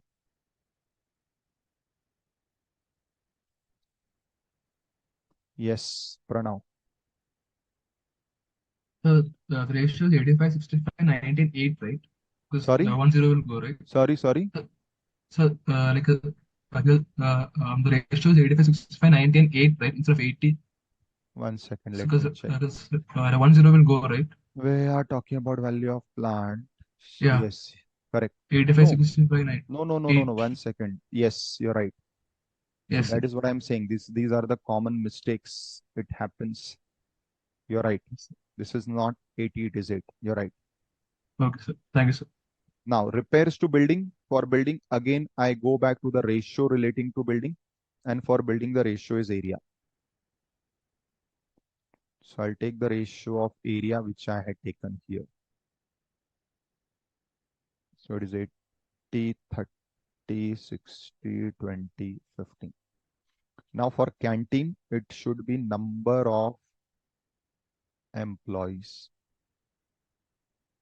What is the number of employees?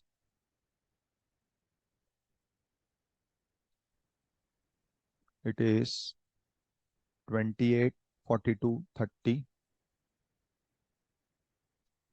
42, 30, 12, 18.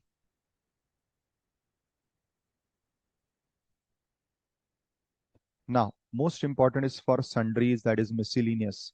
For sundries, miscellaneous, I had mentioned that it depends upon nature of department. Now here it is mentioned my department is labor intensive. If it is labor intensive, you should prefer labor as the basis.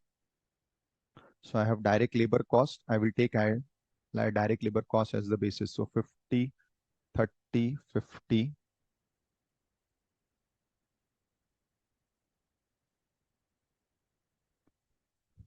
50, 30, 50, 20, 13.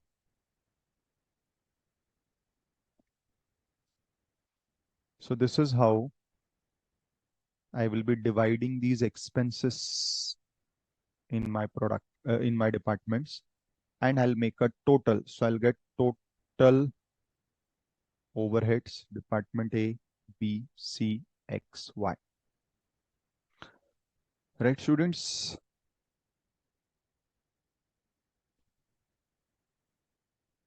Chalo, I give you all 10 minutes to complete this, which is also our break time. So in that time, you all complete this, and also you all can take a break. Anybody has any doubts, please feel free to ask anything in this calculation.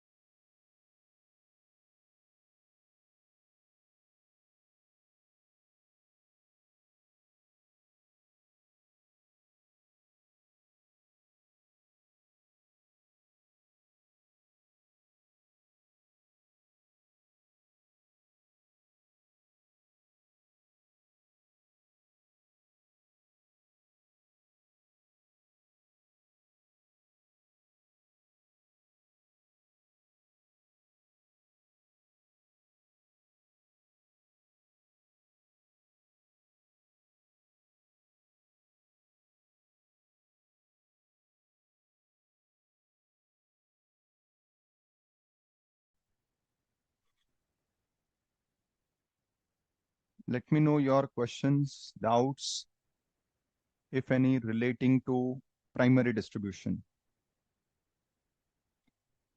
Yes, students, anybody has any doubts relating to primary? Please let me know. Yes.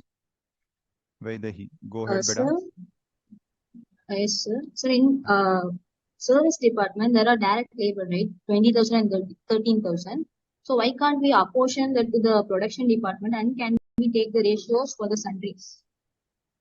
Which ratio? I missed your Sir, first in part, beta. sun, sir, in sundries, we have taken the ratio of direct labor for the 5 departments. So why can't we apportion the service department to the production department and take the ratios? So it comes to only 3 departments, right?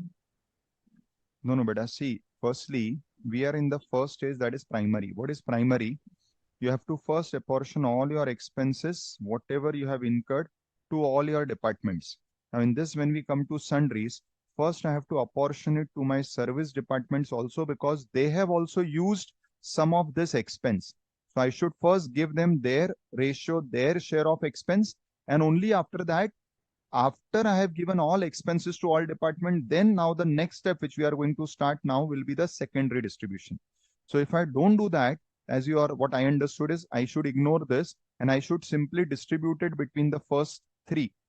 Now, if that is the case, then this rule will apply to all expense. I could have done this for all expense at the start, but this will not give me a very correct answer, because even service department are consuming these expenses and they are consuming these expenses in different ratio. So the most appropriate approach is to first apportion it to all. And then in the second step, which we'll study after this, is to apportion the service department to the production. Okay, Vaidehi, sir. you want to Thank you, say sir. something else? You understood? I hope I answered you correctly. Yes, sir. Yes, sir. Perfect. Thank you, sir. Anybody else? In primary, if you have any questions or doubts.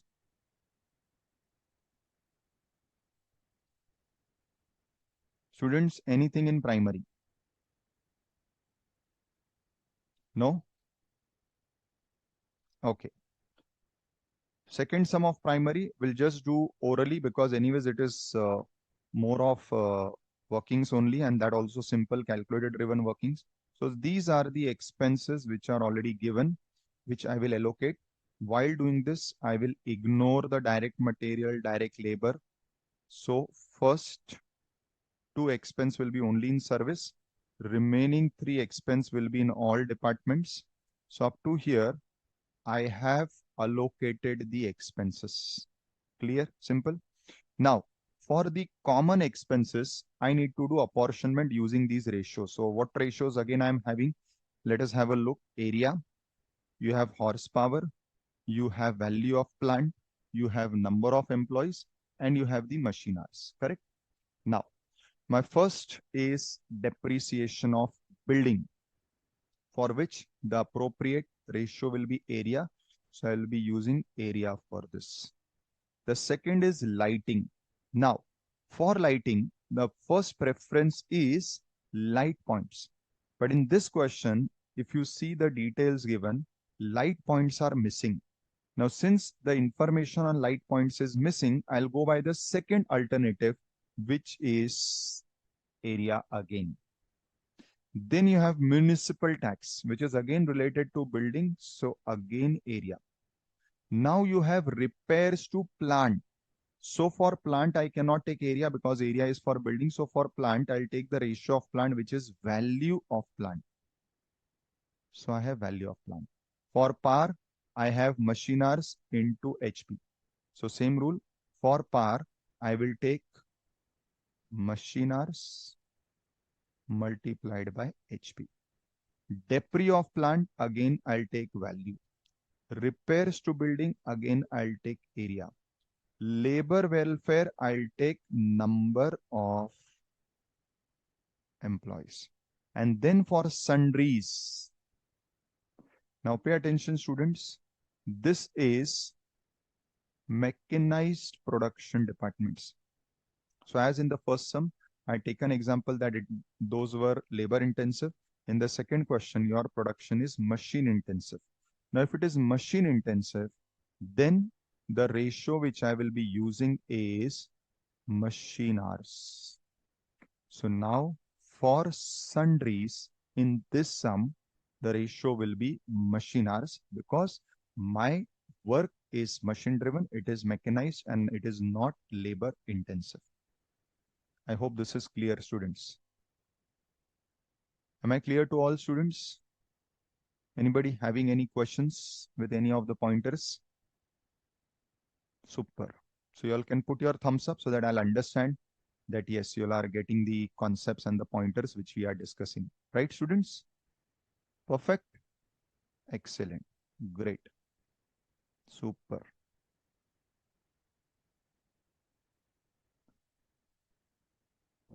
Chalo.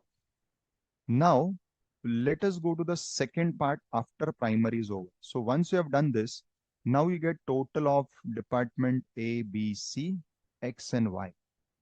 Now remember one thing, students, we want to charge these overheads to our products. Again, how to charge, you have to identify or link these expenses with the products. But these two costs, that is of my service department, has no link with my product because they are not working for the product. Like, what was my first service department in my original conceptual example? It was stores. My products are not kept in stores. In stores, what is being kept is the materials used by the other departments. Similarly, this column, this particular department was repairs and maintenance, which is not doing anything for the product. It is doing repairs of the machines used in other departments. So in that case, these two expenses I cannot link with my product, but I can link it with other departments. So I do the secondary distribution whereby now I will be taking department X cost, department Y cost.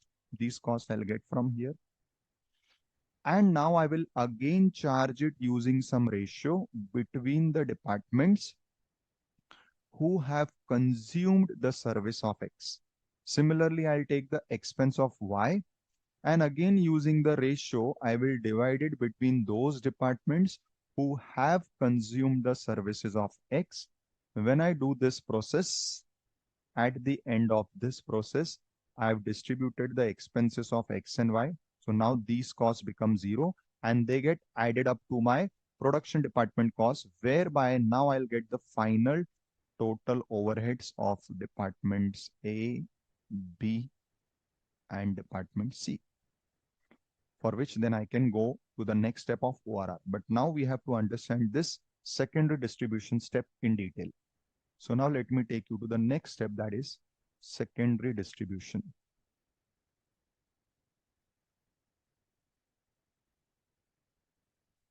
So now we are on the next step, that is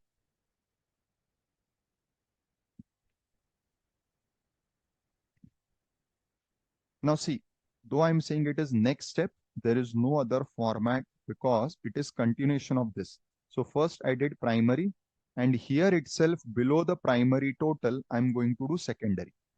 However, right now, I will be taking examples for our understanding and practice where primary is already done. So I will start my sum where this total is given and we are only doing this. But keep in mind, this secondary portion is part of the whole working. So first you do primary, you get the totals and below the total itself, you do secondary. This is how the whole sum is solved. Right now, we are only going to focus on secondary. Now, before I come to the sums on secondary, let me give you a conceptual background.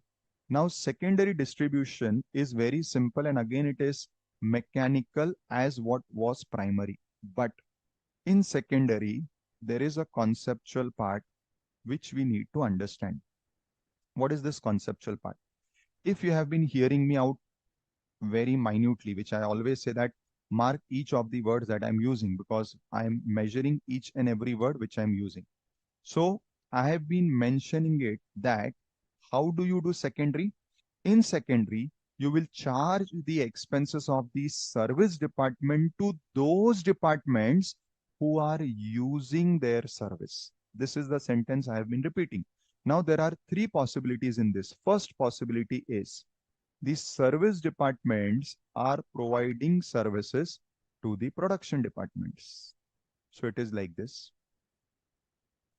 Another possibility is service departments are providing services to production departments, like the first case, with the only difference that one of the service department is providing service to another. Second possibility. Third possibility, service departments are providing services to production departments, and also they are providing services to one another. So what is the difference in these three is this. Here, no service department is providing service to one another. Here, out of two, one is providing to other, but the other one is not reciprocating. And in this, both are providing services to one another. So depending on this, we have three approaches, three methods. This is the direct method. Now, when you adopt this method, when nobody is providing service, this is the step ladder method, when any one service department is providing to another. And this is followed when both are providing services to each other. Now, the first two methods also fall under the category of non-reciprocal. And within reciprocal, you have two optional methods. One is the repeated distribution, and one is the simultaneous equation.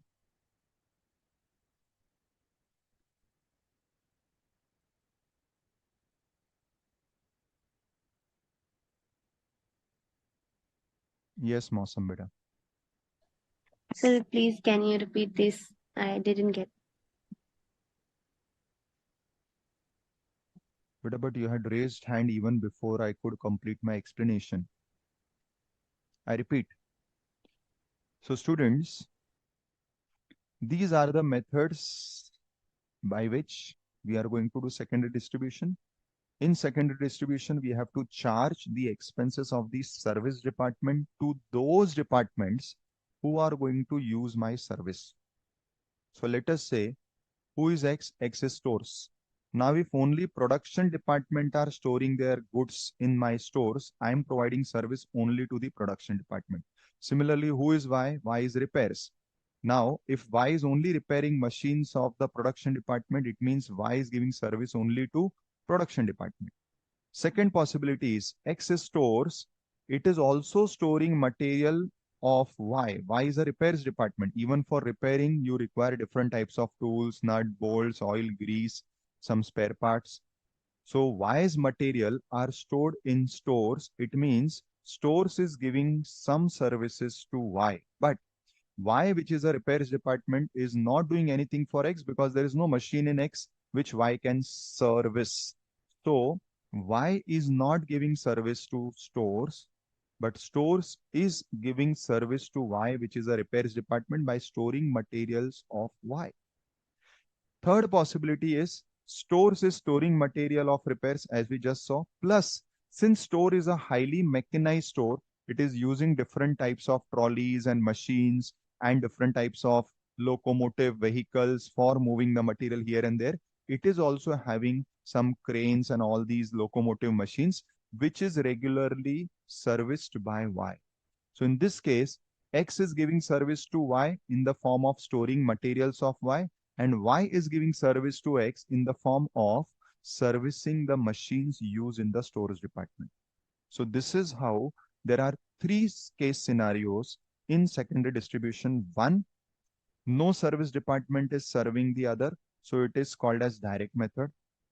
One service department is serving the another, but the another one is not serving the first one. It is called as step ladder. Both fall under the common heading of non-reciprocal. And what is reciprocal? Both are serving one another. And for doing this, there are two methods given: repeated distribution, simultaneous equation. Both are optional because both give the same result. So it is your choice, if you are falling in reciprocal, which of these methods you have to use. Is this now clear to everyone, students? What are these different methods and case scenarios in case of secondary? Please give your thumbs up for me to understand if you all have understood this or not.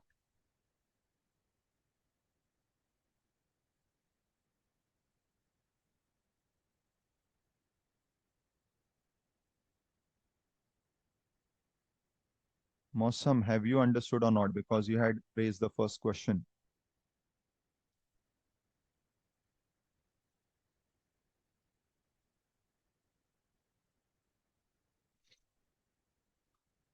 Okay. Now, let me take you to example to understand this. Now in secondary distribution, before I take you to the actual exam sums, for practicing all the methods, I have devised one simple sum of mine. This one single sum we will solve by all the four methods. Now please understand there will be no such scenario where one sum can be solved by all four methods, because all four methods are for a different case scenario. You will have only one case scenario at a time. Either it will be reciprocal or direct or step ladder. However, for our understanding, and it is generally suggested that when you are having multiple methods for the same working, you should always take one single example and solve it by all the methods, so that you can understand the comparison between what one method does and what the other method do not do. So that is why I'll be taking one example which we will be covering by all the four methods by making slight changes in the question, because as I said, one question cannot be applicable to all the methods. Now, what is the example that I've created? So you have a company which again has three departments, same three production department ABC, same two service department X and Y. See, names can be anything, but I'm just continuing the same for ease of understanding. Now, the service departments are providing services to the other departments in this ratio. Generally, for secondary distribution, they give you ratios like this. Generally, it may be even given as a ratio, but many times they give it to you as a percentage. Now, why is giving service to other departments like this? Now, one thing that you can understand from the given information is that actually this is a reciprocal case scenario. How do I know reciprocal case scenario? X is giving services to Y and Y is giving services to X. So actually this case scenario is of reciprocal category. But as I said, for comparative practice, we will be solving this one sum by all the four methods. Now, if I have to solve this sum by all the four methods, I need to make some changes. So first, when I have to solve this sum by the direct method, I will ignore this, means I will treat this sum as not giving this data. Now, if X is not giving to Y and Y is not giving to X, the sum becomes a sum of direct method. So now we solve this sum and I treat this as a ratio. So ratio is 40, 30, 20, 30, 30, 20. So now these becomes ratio instead of percentages, and I have ignored this so that the sum becomes a sum of direct method. I hope you all have understood this. Now, so statement showing distribution of production overheads. So the same working, you can call it in active voice or passive voice. First sum I solved by giving the heading in active voice production overhead distribution statement. Now I have intentionally written passive voice just to make you all aware that headings are subjective. You can name the table anyways. It is a simple English usage. Whatever more suits you, use that. Table, columns, everything is same because the same primary distribution format continues. So primary, secondary are not two different things. They are part and parcel of the same working, but we are doing it separately because I don't want to overburden both concepts together at the start.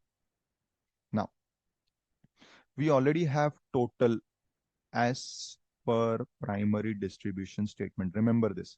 So our question is starting from here. So if secondary distribution sum is given, it will start from here, obviously, because primary has to be done before secondary. So primary is already done. So I will say as per primary distribution statement. So the totals are given as per primary distribution statements. So this is given in the sum. Please solve alongside me. 13,600, 14,700, 12,800.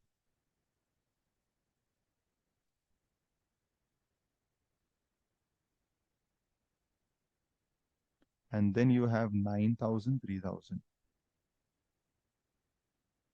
So these totals you have got from primary. Now I'm solving this sum firstly by the direct method. Now I'll take department X expenses, which is 9,000. Basis of apportionment is given. What is the basis given? It is 40, 30, 20. So I'll simply divide this in the ratio of 4, 3, 2. If I use this ratio, I'll get 4,000, 3,000, 2,000. Now just pay attention. Since I've distributed this 9,000, it will be deducted here. And nothing is given to Y because X is not providing services to Y. Now I distribute department Y's expenses. How much is Y? It is having 3,000, nothing received from X. So the expense of Y is 3,000. Again, the ratio is given. It is 30, 30, 20.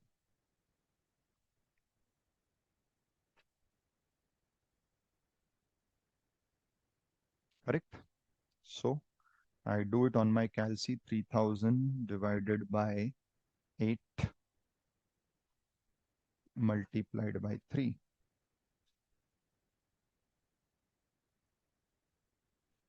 And now only simply 2 equal to 750. Nothing is given by Y to X. And in Y, I will write minus 3,000. Done. My secondary distribution is over.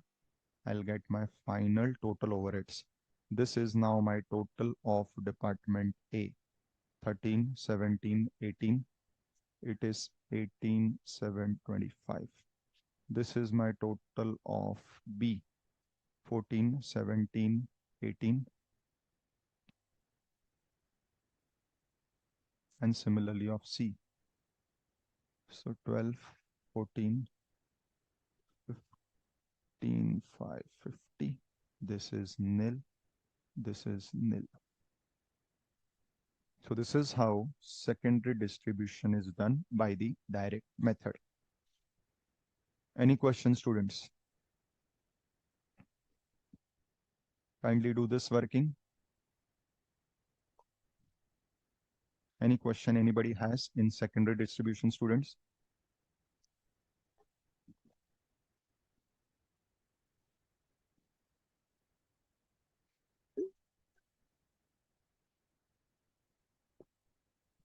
Could we proceed then?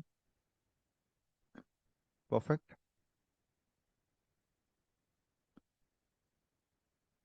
Yes, Bhagwan. Sorry, Bhavna. Go ahead, Bhavna. Sir ये 9,000 3,000 को production department में क्यों distribute कर दिया? बेटा service department क्या करता है आप बताओ मुझे। सर सर्विसेज प्रोवाइड कराता है किसको?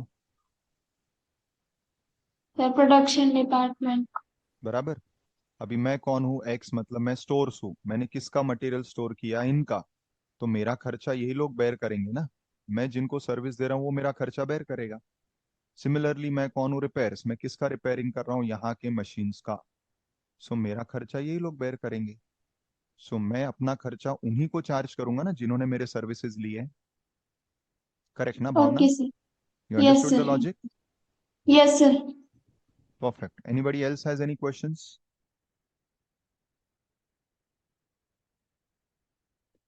No questions? Should we proceed then? So everybody's understanding the ideology of secondary. Now, I solve the same sum by again changing the data slightly to make it the second category, that is step ladder.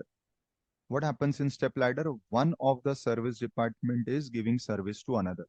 So in my original question, I will just make a slight change whereby X is giving services to Y. So I retain this.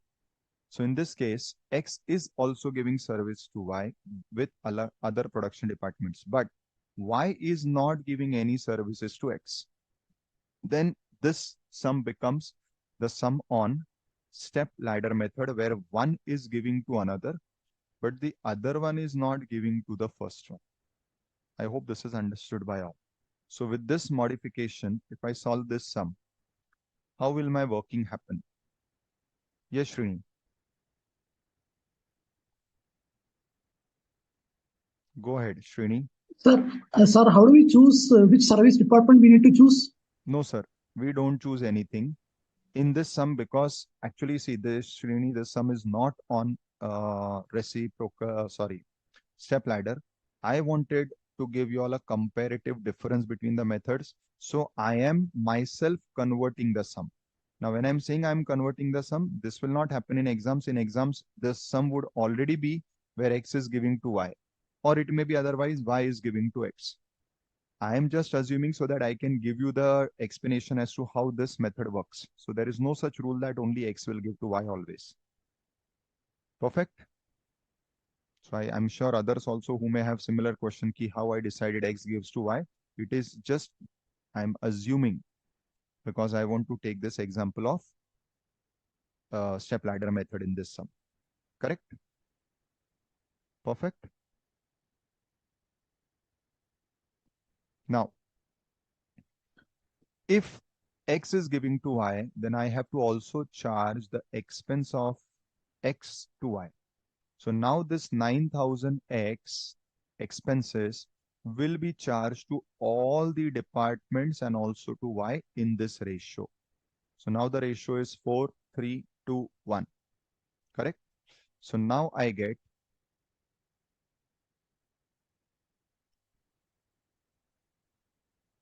and here also I will get something.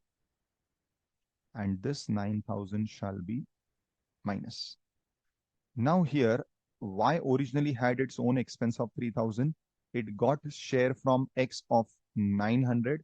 So the total of y has become 3,900. Now when I'm distributing y, I will distribute y's expense as 3,900, which is now y's own expense plus what it got from x. This will be divided only to production department. Why? Because y is giving services only to production department, not to service department. So I divide this 3,900 between the three departments only.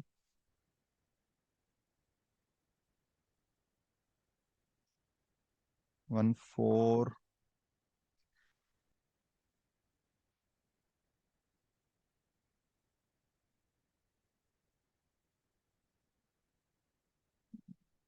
Seven.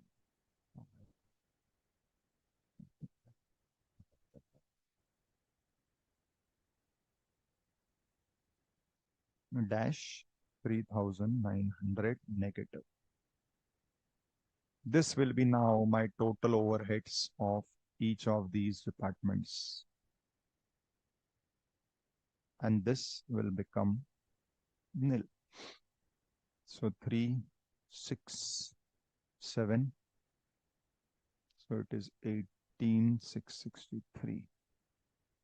16, 17, 18, 8, 62.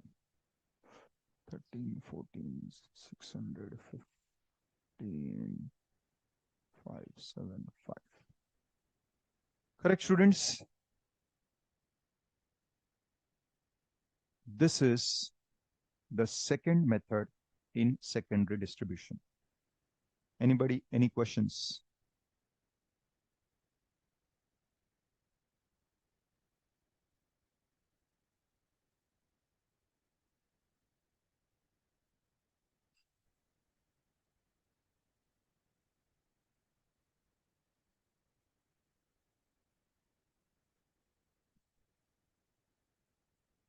Okay, there is a hand raise.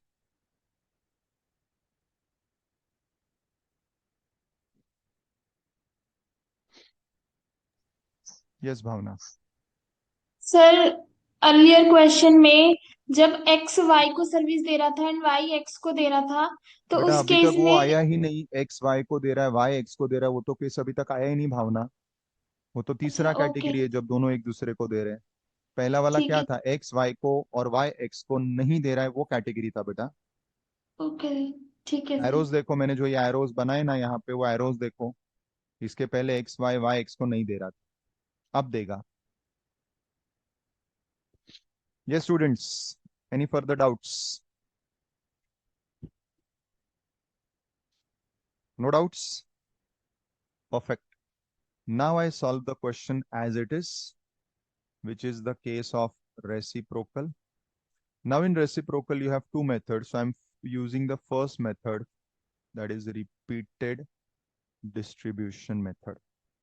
Now in this case, we solve the sum as it is, which is of reciprocal category only. So without any changes in the sum, we solve it as it is.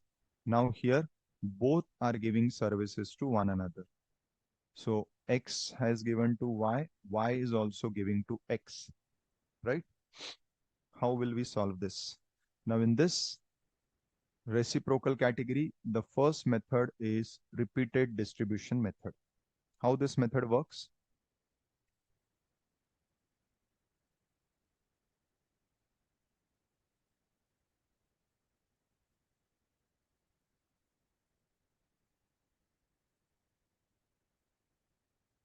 Now see, I first start with department X. X is giving services to all. So X expense get distributed to all, including Y. I deduct this amount from X and I make a total of Y. Now I divide Y, which is also giving services to X. So now when I divide Y, it will get divided between all. I hope you understand this. Y's expense will get divided between all. Correct? So if Y's expense is getting divided between all,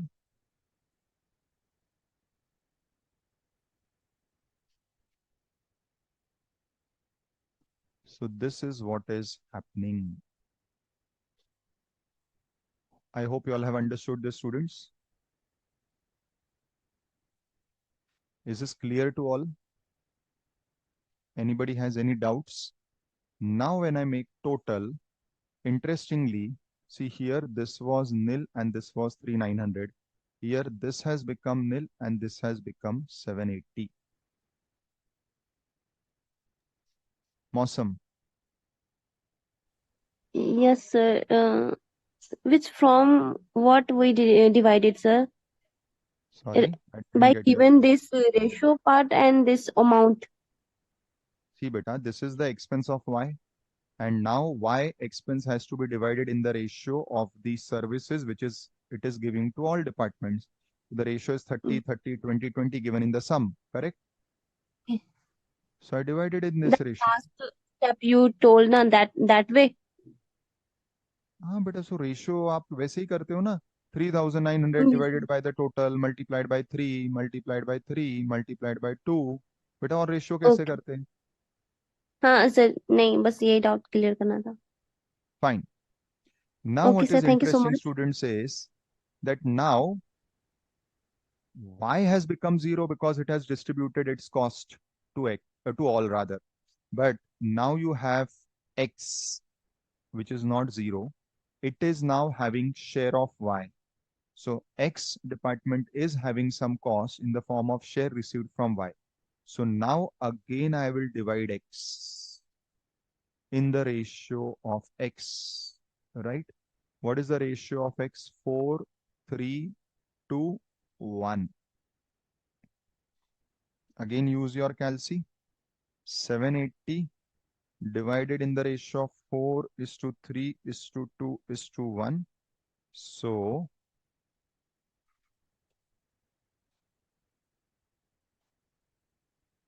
here I'm getting 3, 1, 2. Here I'm getting 2, 3, 4. Here I'm getting 1, 5, 6. And here I'm getting 78. And this 780 is deducted. Now X becomes nil and Y becomes 78.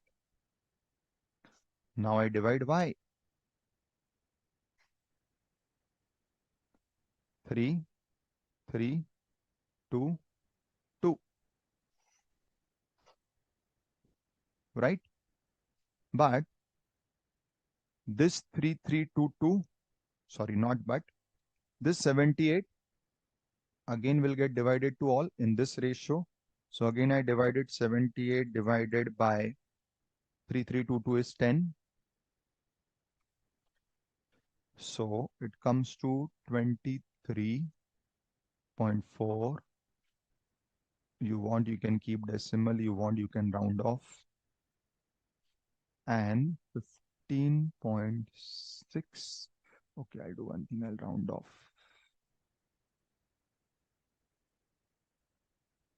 24.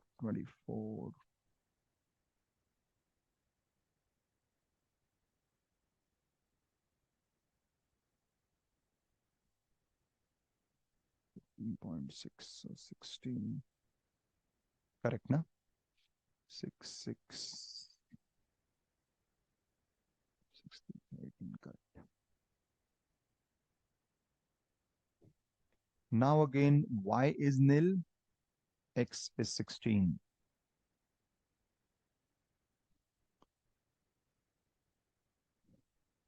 So I again distribute x. How much it is? 16.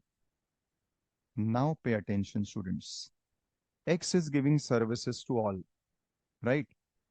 But if I continue dividing x again to all, this step will never end. So here I end the step. Yes, Nitish. Go ahead, Nitish.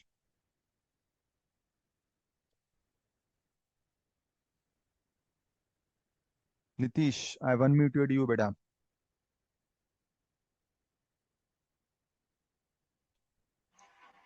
Sir, Yes.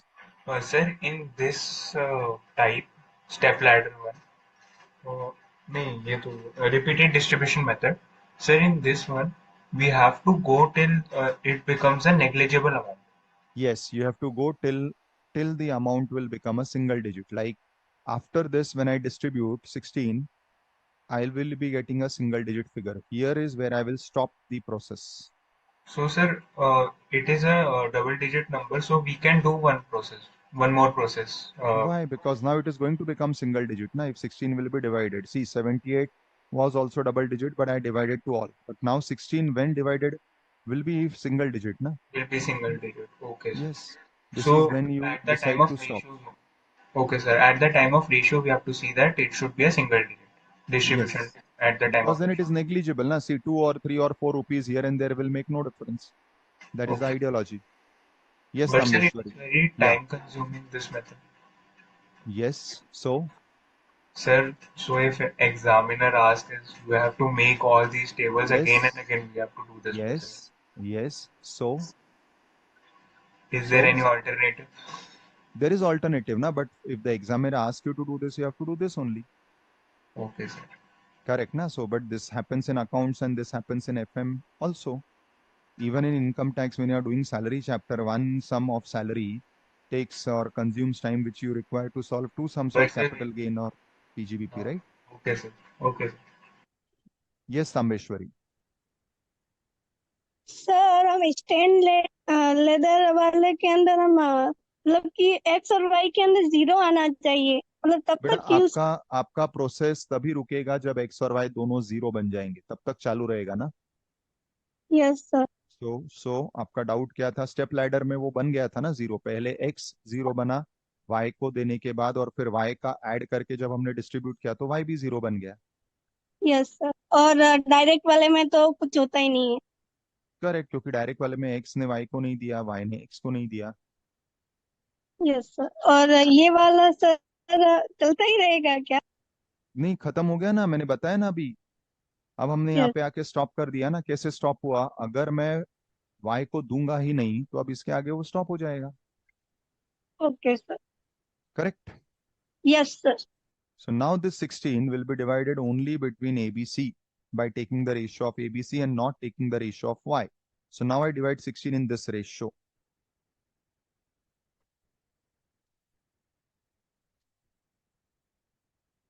So 16 divided by 9 multiplied by 4, it comes to 7. Then 3, it comes to 5. And then balance here.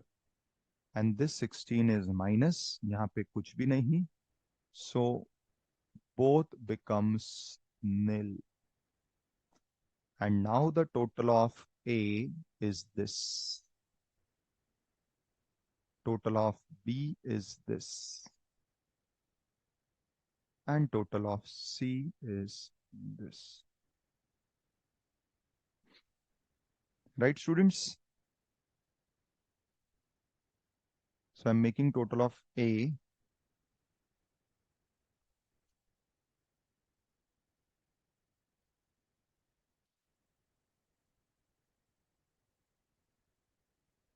It is coming to 18,712. Similarly, total of B.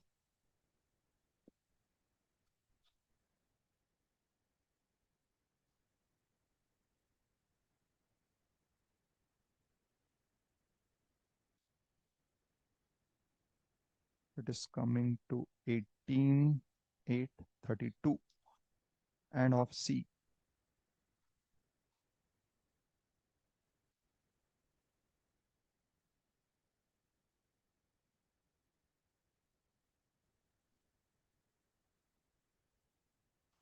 Fifteen five 56.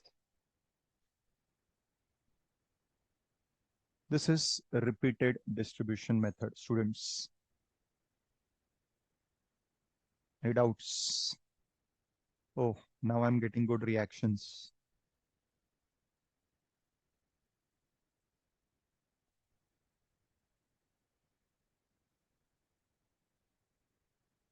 Yes, somebody has a raised hand. Yes, Sir, Hardik. sir, one small clarification. Sir, if we Yeah. will do by any of the method, the answer will come same. Did you get same answer, beta? I solved Sir, by the first three methods. Sir, approximately they are coming same. No, beta. It is not very same. I don't have the figures of the first three methods. If you have written them, please tell Yes, me. sir, I have written. Sir, Tell me. like, sir, in direct method, for A department, we are getting 18,725. And in step ladder? And in step ladder, A department, we are getting 18,663. Correct. Now And check. sir, Now check B. sir, B, we are getting 18,825. Where? Direct. Hmm. And sir, in a step ladder, 18,862. Hmm. Sir, in C department, 15,550 direct. 15,550. Hmm. And sir, in step ladder, 15,575. Now you are not seeing much difference, beta, because the amount of service departments that is getting apportioned is small. Had this been in huge amount like 50, 80,000 or in lakhs, there would have been a substantial difference between these three values. Okay, So it sir. is not that the three methods give same answer. Otherwise, we would not have taken pains of understanding these methods, right? Yes. Okay, Perfect. sir. Now, Thank you, sir. now, your category is reciprocal only. Reciprocal means X is giving to Y is giving to X. But I do not want to do so much of efforts. Like already many of y'all are having a strange reaction to this lengthy method. Some are not happy. Some are saying, ki, sir, it is time consuming. So do we have a shortcut? Yes, we do. We go to algebra and we go by this algebraical concept of simultaneous equation. So we solve this same sum under the same category of reciprocal by not repeating the steps so many times. I do not want to repeat the steps so many times. Then how can I solve it and still get the same answer what I am getting in reciprocal? That is, I should get the same answer of reciprocal, but without following so many multiple distribution steps. So how this is done? For this, you have to first do a working. So this working note now I'm doing when I'm solving the same sum under the reciprocal category by the simultaneous equation method. Now I want to create an equation which is what is the total cost of department X and Y. I am repeating my words. Please focus on my words. My words are what is, sorry, what is the total cost of department X? So I don't know that. Let total overheads of department X be called as X. And similarly, let total overheads of department Y be called as Y. Now you'll say, sir, what is this total? I'll tell you. What is total overheads? It is your own overheads plus share from other department. So what is total overheads of X? You can see his own share plus whatever it has been receiving in different stages from Y. Similarly, what is total of Y? Its own share plus whatever it has been receiving in different stages from X. So what is total? Total is your own expense plus the share that you are receiving. Now I put it in equation X. How much is this X? Own cost is 9,000 plus how much is X getting from Y? X is getting from Y 20%. So see, Y is giving how much to X? It is giving 20%. So in the equation, X own share or own cost is 9,000 plus it is getting 20% of Y. And what is Y? Y is this Y. That is 20% of total Y. Similarly, what is total Y? Total Y is own expense, which is 3,000 plus Y is getting 10% of total X. Now I get these equations and I have to solve this. And it is very simple. I will say substitute value of Y in equation A. We get. So now I take this equation. In this, instead of Y, I put this value, which is the value of Y. So now what I will get? X is equal to 9,000 plus 20% of Y, which is 3,000 plus 10% X. What I further get? 9,000 plus 20% of 3,000 is 600 plus 20% of 10%. Please be clear. 20% of 10% is 0.02x. So this is already 0.2, this is already 0.1x. So 0.1x into 0.2 is 0.02x. Correct? Now, I bring this on the left hand side. So it is x minus 0.02x. And on the right side, it is 9,600. So here it is 0.98x is equal to 9,600. And therefore, x is equal to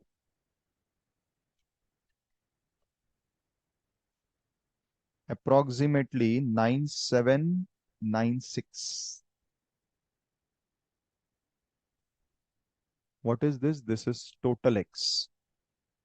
9796. Now I make this working note and then I again do my distribution in this table. So how do I do my distribution? Pay attention.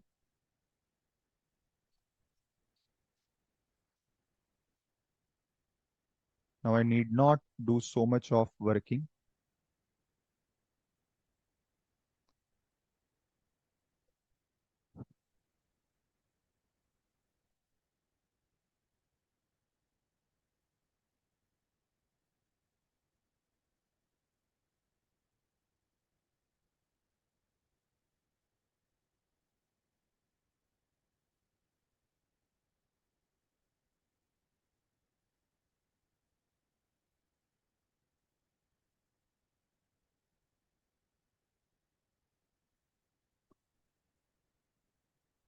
Now the answer which I got in multiple steps. And remember students, here the multiple steps are still less because the cost of X and Y is low. If these costs would have been in, let us say 70, 80,000 or lakhs, this step would have increased further. Now, what I do is After doing that working, I now distribute department X expenses, but how much X I distribute? I distribute this amount. So I distribute the total X, that is 9796, between all the departments in the ratio. So 9796, I divided by 10, I multiplied by 4. So I get share of A, which is 3918. Then I take 3, I get share of Y, which is 2939. Then I take 2, I get share of C, 1959. And I get share of Y by taking this one portion, which is 980.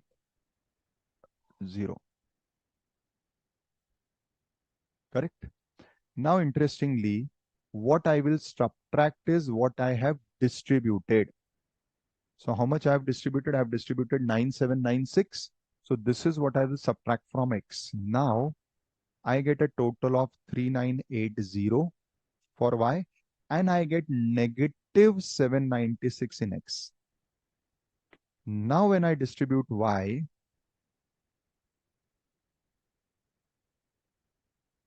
in fact, now I'll not require these steps. Now I'll distribute Y, and in this step itself, my working will get close.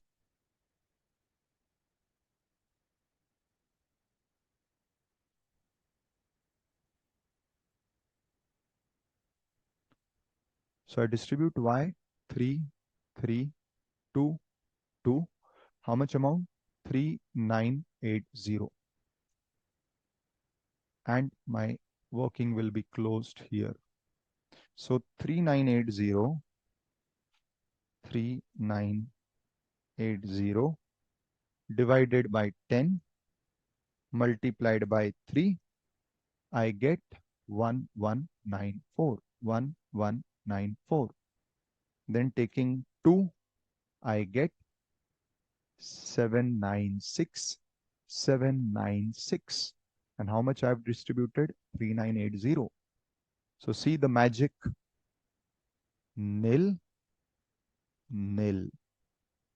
And if you make a total of this, the total is exactly this. You can check it on your calci.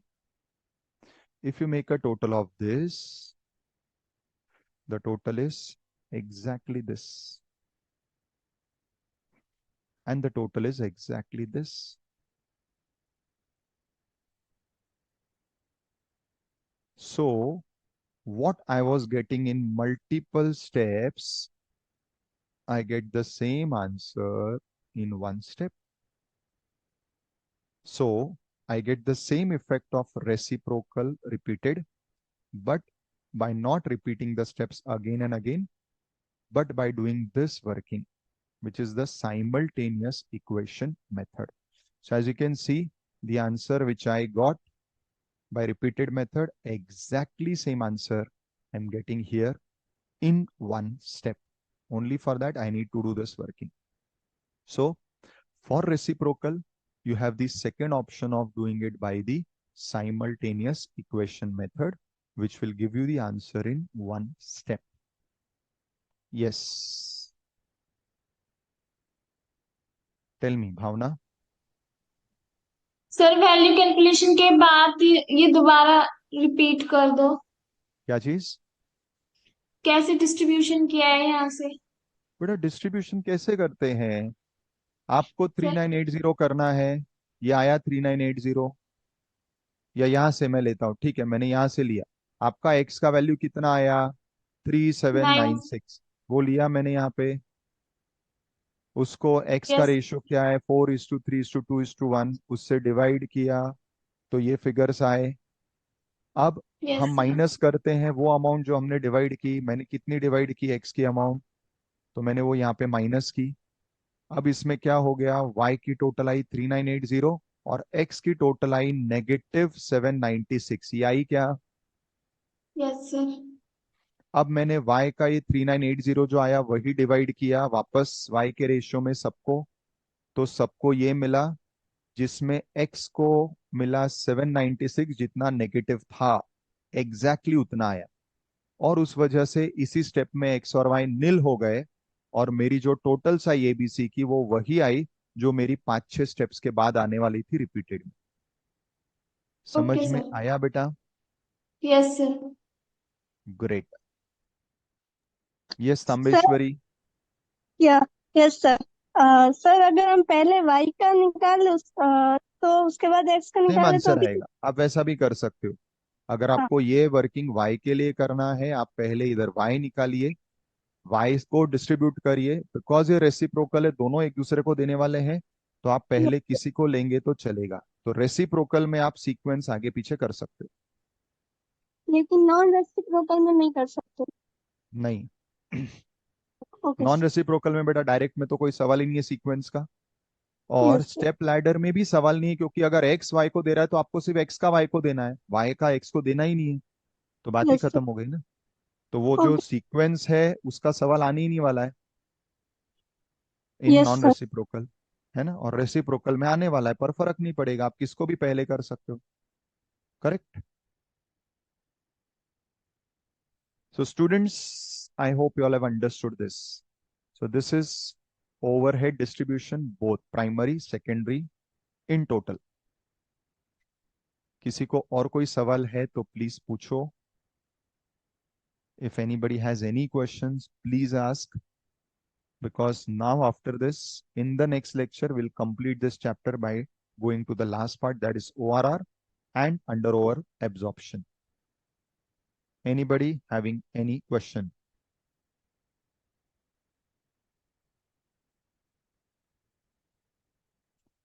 Yes. बोलो बेटा हार्दिक. Sir sir आप आज यहीं तक ही पढ़ा रहे हो अभी? तो हाँ, लेबर का पूछ सकता हूँ मैं अभी या 2 नेक्स्ट? मिनट बेटा, let me just complete the doubts of everyone first. Okay sir. Yes, Aniruddha.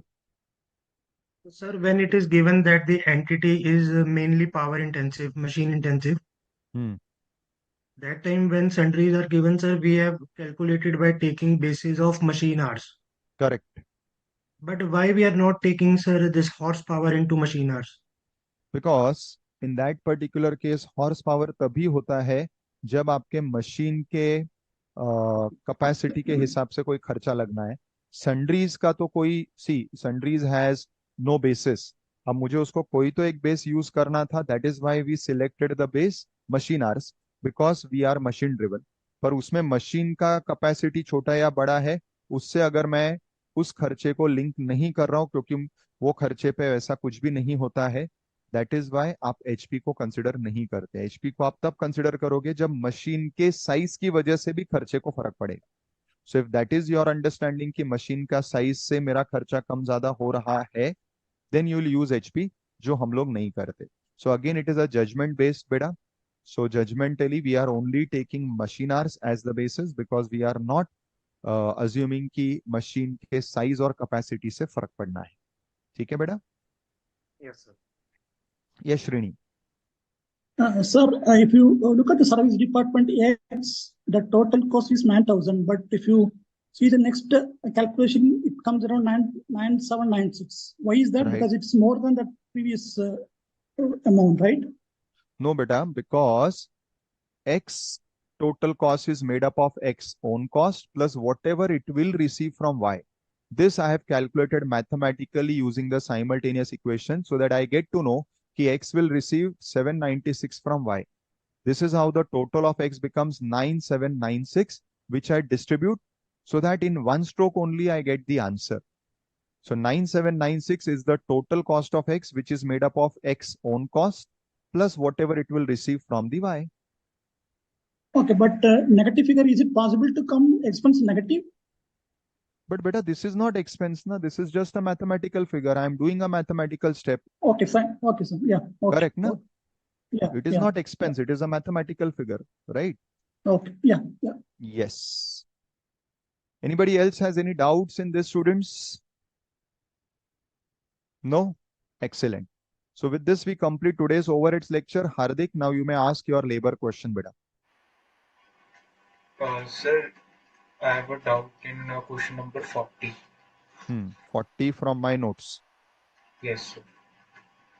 Okay, go ahead with your doubt. Tell me what is your doubt, beta. Yes, sir.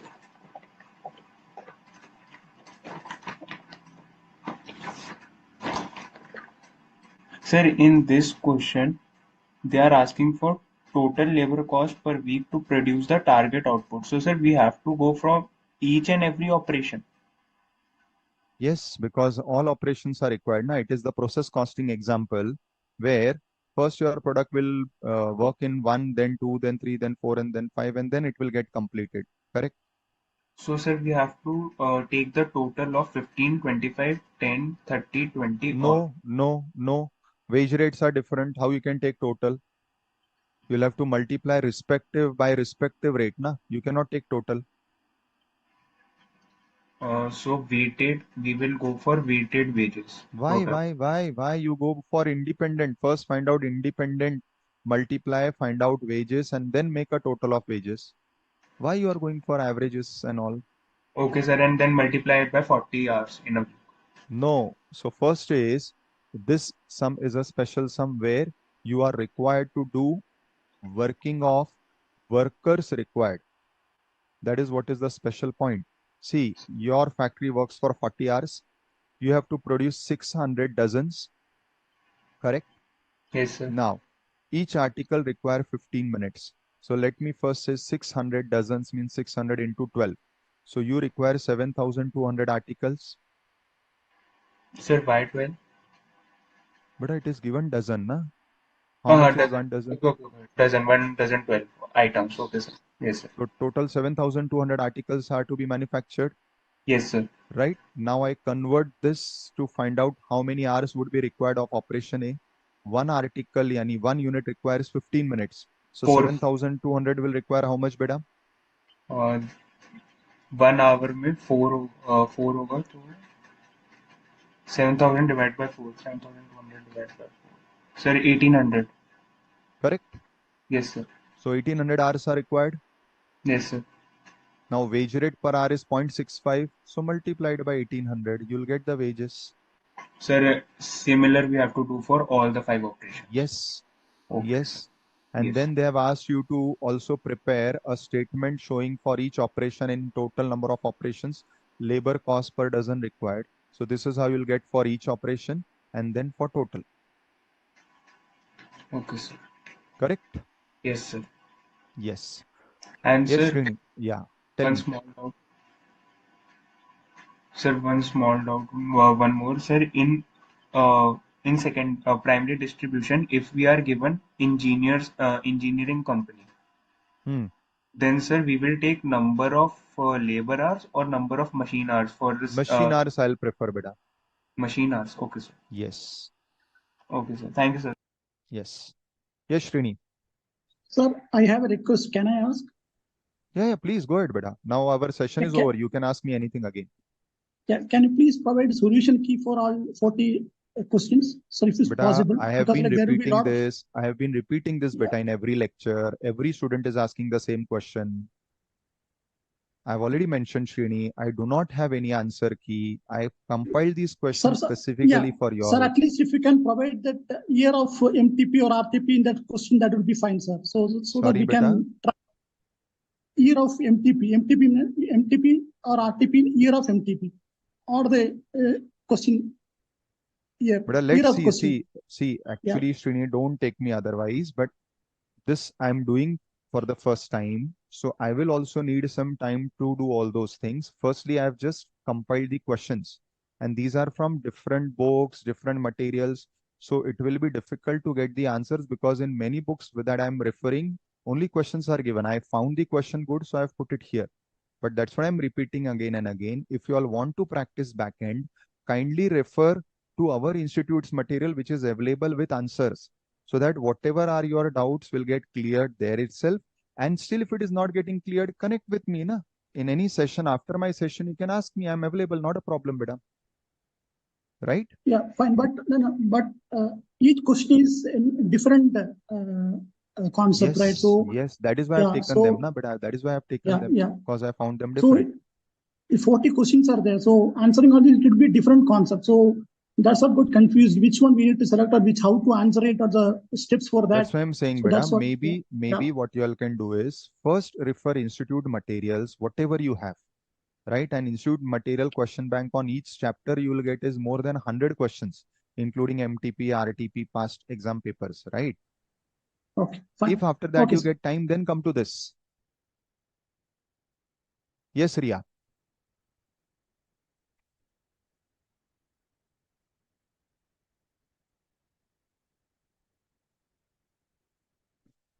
I'm not able to unmute. I don't know why. Sir, Yeah. Chapter number 1 के अंदर starting में आपसे बात की थी, लेकिन बता नहीं पाई क्योंकि आपको क्लास स्टार्ट करनी थी। सर, पावर प्रोसेस में आएगा ना, मतलब क्लेरिफिकेशन के लिए पूछ रही हूँ। क्या पावर प्रोसेस में आएगा मतलब बेटा? Costing method, sorry? Method of costing sir. हाँ, उसमें पावर, पावर मतलब इलेक्ट्रिसिटी जनरेशन। सिर्फ पावर लिखा है सर, तो हाँ आई बेटा, तो थिंक पावर का पहले मतलब तो समझो। ऐसे ही आप सिर्फ नाम पढ़ोगे तो आपको कैसे समझेगा? आप पहले उसका मतलब तो ढूंढो, पावर मतलब क्या होगा। पहले आपको बिजनेस तो समझे कौन सा है। Power means electricity. Yes sir, ठीक है, इसलिए ये प्रोसेस होगा। करेक्ट। सो पहले आप और उसका मतलब समझोगे तो आपको शायद आगे का आंसर मिल जाएगा बेटा। फर्नीचर सर, एक तो यूनिक बैचेस होता है जो अलग अलग फर्नीचर्स के बनते हैं, करेक्ट और और दूसरा कि वो मैन्युफैक्चर होता है, इसलिए वो प्रोसेस में आ जाएगा। बेटा, वापस मैन्युफैक्चर होता है इसलिए प्रोसेस में आएगा, ये गलत है बेटा। थॉट प्रोसेस अपनी शुरुआत में भी यही बात हुई। प्लीज अंडरस्टैंड, हम सारे जो यूनिट बैच प्रोसेस बोल रहे हैं सब मैन्युफैक्चरिंग ही तो है। सिर्फ मैन्युफैक्चरिंग है इसलिए प्रोसेस में आएगा ऐसा नहीं है ना बेटा। उसका मैन्युफैक्चरिंग कैसे हो रहा है? अगर एक ही स्टेप में पूरा चीज बन रहा है तो मैं प्रोसेस बोलूंगा ही नहीं। ओके वही सर। तो आपका पहले भी मिसअंडरस्टैंडिंग हो रहा था। आपके जो पहले 3 मेथड्स मैंने बताया बेटा, वो पहले तीनों मेथड्स मैन्युफैक्चरिंग वालों के ही है। जॉब भी मैन्युफैक्चरिंग वालों में है, यूनिट भी मैन्युफैक्चरिंग वालों में है, बैच भी मैन्युफैक्चरिंग वालों में है, और प्रोसेस भी मैन्युफैक्चरिंग वालों में। तो are you sir getting my point? Yes sir, तो सर फर्नीचर किस में आएगा? वापस बेटा आप ये देखो, फर्नीचर कैसे बन रहा है। एक ही स्टेप में पूरा फर्नीचर बन रहा है या उसको भी स्टेजेस लग रहे हैं? स्टेजेस में अगर बन रहा है तो प्रोसेस में आ जाएगा। But correct. सर उस बट सर, ये तो बुक्स के अंदर ऐसा थोड़ी दिया जाता है कि अलग अलग एंटिटीज थोड़ी दिए हुए हैं कि जिससे मैं पता कर पाऊँ कि इसके अंदर प्रोसेस हो रहा है या बैच वाला यूज कर रहा है। करेक्ट मैंने करेक्ट। तो अभी पहले मेरे को ये आप बताइए, ये आपको क्वेश्चन कहाँ से देख के आया फर्नीचर का? मॉड्यूल में ही कहीं आपने देखा है ना? सर थियोरिटिकल क्वेश्चन करेक्ट, तो उसमें बाद में आपको आगे आंसर दिया है। नहीं दिया है सर, बस ऐसा हाँ। लिखा हुआ है कि रेफर पैराग्राफ 14 and 10। हम्म। तो वहां पे रेफर करके आपको आंसर नहीं मिला बेटा? नहीं मिला सर, इसलिए। Okay okay. तो देखो, फर्नीचर कैसे बनता है थोड़ा सा आपको विजुअलाइज करना पड़ेगा, क्योंकि अब तक हमने क्या है सी, अब तक हमने जो भी पढ़ाई की है वो सिर्फ एकेडमिकली की है। आप जब अब आर्टिकलशिप में जाओगे तब आप रियल में इन सब का काम होते हुए देखोगे ऑफिसेस में। इसीलिए आर्टिकलशिप के जो 2 साल और एडिशनल तीसरा साल है, इट इज वेरी क्रूशल। मैं हमेशा स्टूडेंट्स को बोलता हूँ, आपने कितना भी पढ़ाई पढ़ ली, कितने भी बुक्स और क्लासेस कर लिए, it will be having no value अगर आप आर्टिकलशिप अच्छे से नहीं करते हो। सो आर्टिकलशिप पे आपको 100% फोकस रखना है, क्योंकि वहां पे ये चीजें आप रियल लाइफ में प्रैक्टिकली देखोगे।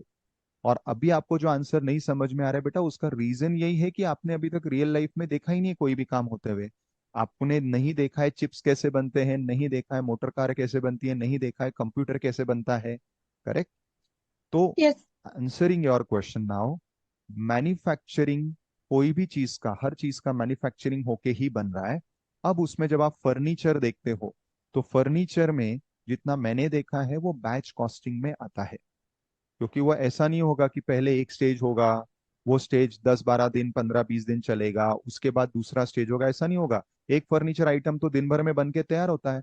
अगर आपके घर पे भी कभी कारपेंटर ने आके काम किया है तो आप देखो, वो क्या करता है, अभी टेबल बनाना है तो पहले पूरा टेबल बनाएगा, ऐसे ही करता है ना वो। यस फिर सर। उसके बाद वो सोफा बनाएगा, फिर उसके बाद तो यानी वो स्टेजेस में तो काम नहीं कर रहा है, वो एक बार में एक प्रोडक्ट पे काम कर रहा है। तो उसका मेथड कौन सा हो गया, बैच कॉस्टिंग। कॉस्ट। और सर इंटीरियर डेकोरेशन। करेक्ट। वो हो दिस। जाएगा जॉब कॉस्टिंग, क्योंकि वो कस्टमाइज है ना, हर एक के घर का इंटीरियर अलग होने वाला है।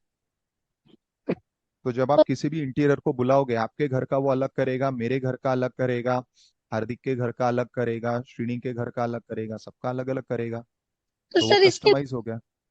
तो सर हम्म। इसके अंदर यूनिट मतलब कि कौन सा होगा कॉस्ट यूनिट। बताया ना दिस। मैंने आपको, कॉस्ट यूनिट पूछा या आपने मेथड पूछा बेटा। मेथड पूछा, जो आपने बताया कि कॉस्ट जॉब मेथड होता है। करेक्ट। और कॉस्ट यूनिट पूछ रहे हैं सर यूनिट है आपका आपका वो घर, क्योंकि मेरे को उस घर का कॉस्टिंग करना है ना। मैं आपको ये बताऊंगा ना, मैं आपके घर के इंटीरियर्स का कितना चार्ज करूंगा, 2 लाख, 5 लाख, 10 लाख। सो मेरे लिए यूनिट हो गया आपका घर, यानी that one project. Yes sir. अब करेक्ट। सर कंप्लीटली अंडरस्टैंड हो गया है। गुड। ये आपको और समझेगा बेटा जैसे जैसे आप सब्जेक्ट की पढ़ाई भी आगे करोगे, और प्लस ये जो आपके क्वेश्चंस थे, ये आपको रियल लाइफ में जब आप ये चीजें आर्टिकलशिप में देखोगे, जो कि आपके पूरे करियर का सबसे क्रूशियल पार्ट है, more than your inter and final books, most crucial part is articleship. So I yes. Request everyone कि आर्टिकलशिप आपने थरली करना है, और पूरे फोकस और डेडिकेशन के साथ करना है, ताकि ये चीजों का और इन डेप्थ नॉलेज आप लोगों को मिलेगा। Is this fine? Yes sir. Great. Any student having any further questions? No? Excellent. So we close over here. In the next lecture, we will complete overheads in toto. Fine. Till then, take care. Please practice and also read module. Thank you. Thank you very much. Technical team, we close today's lecture. Bye-bye.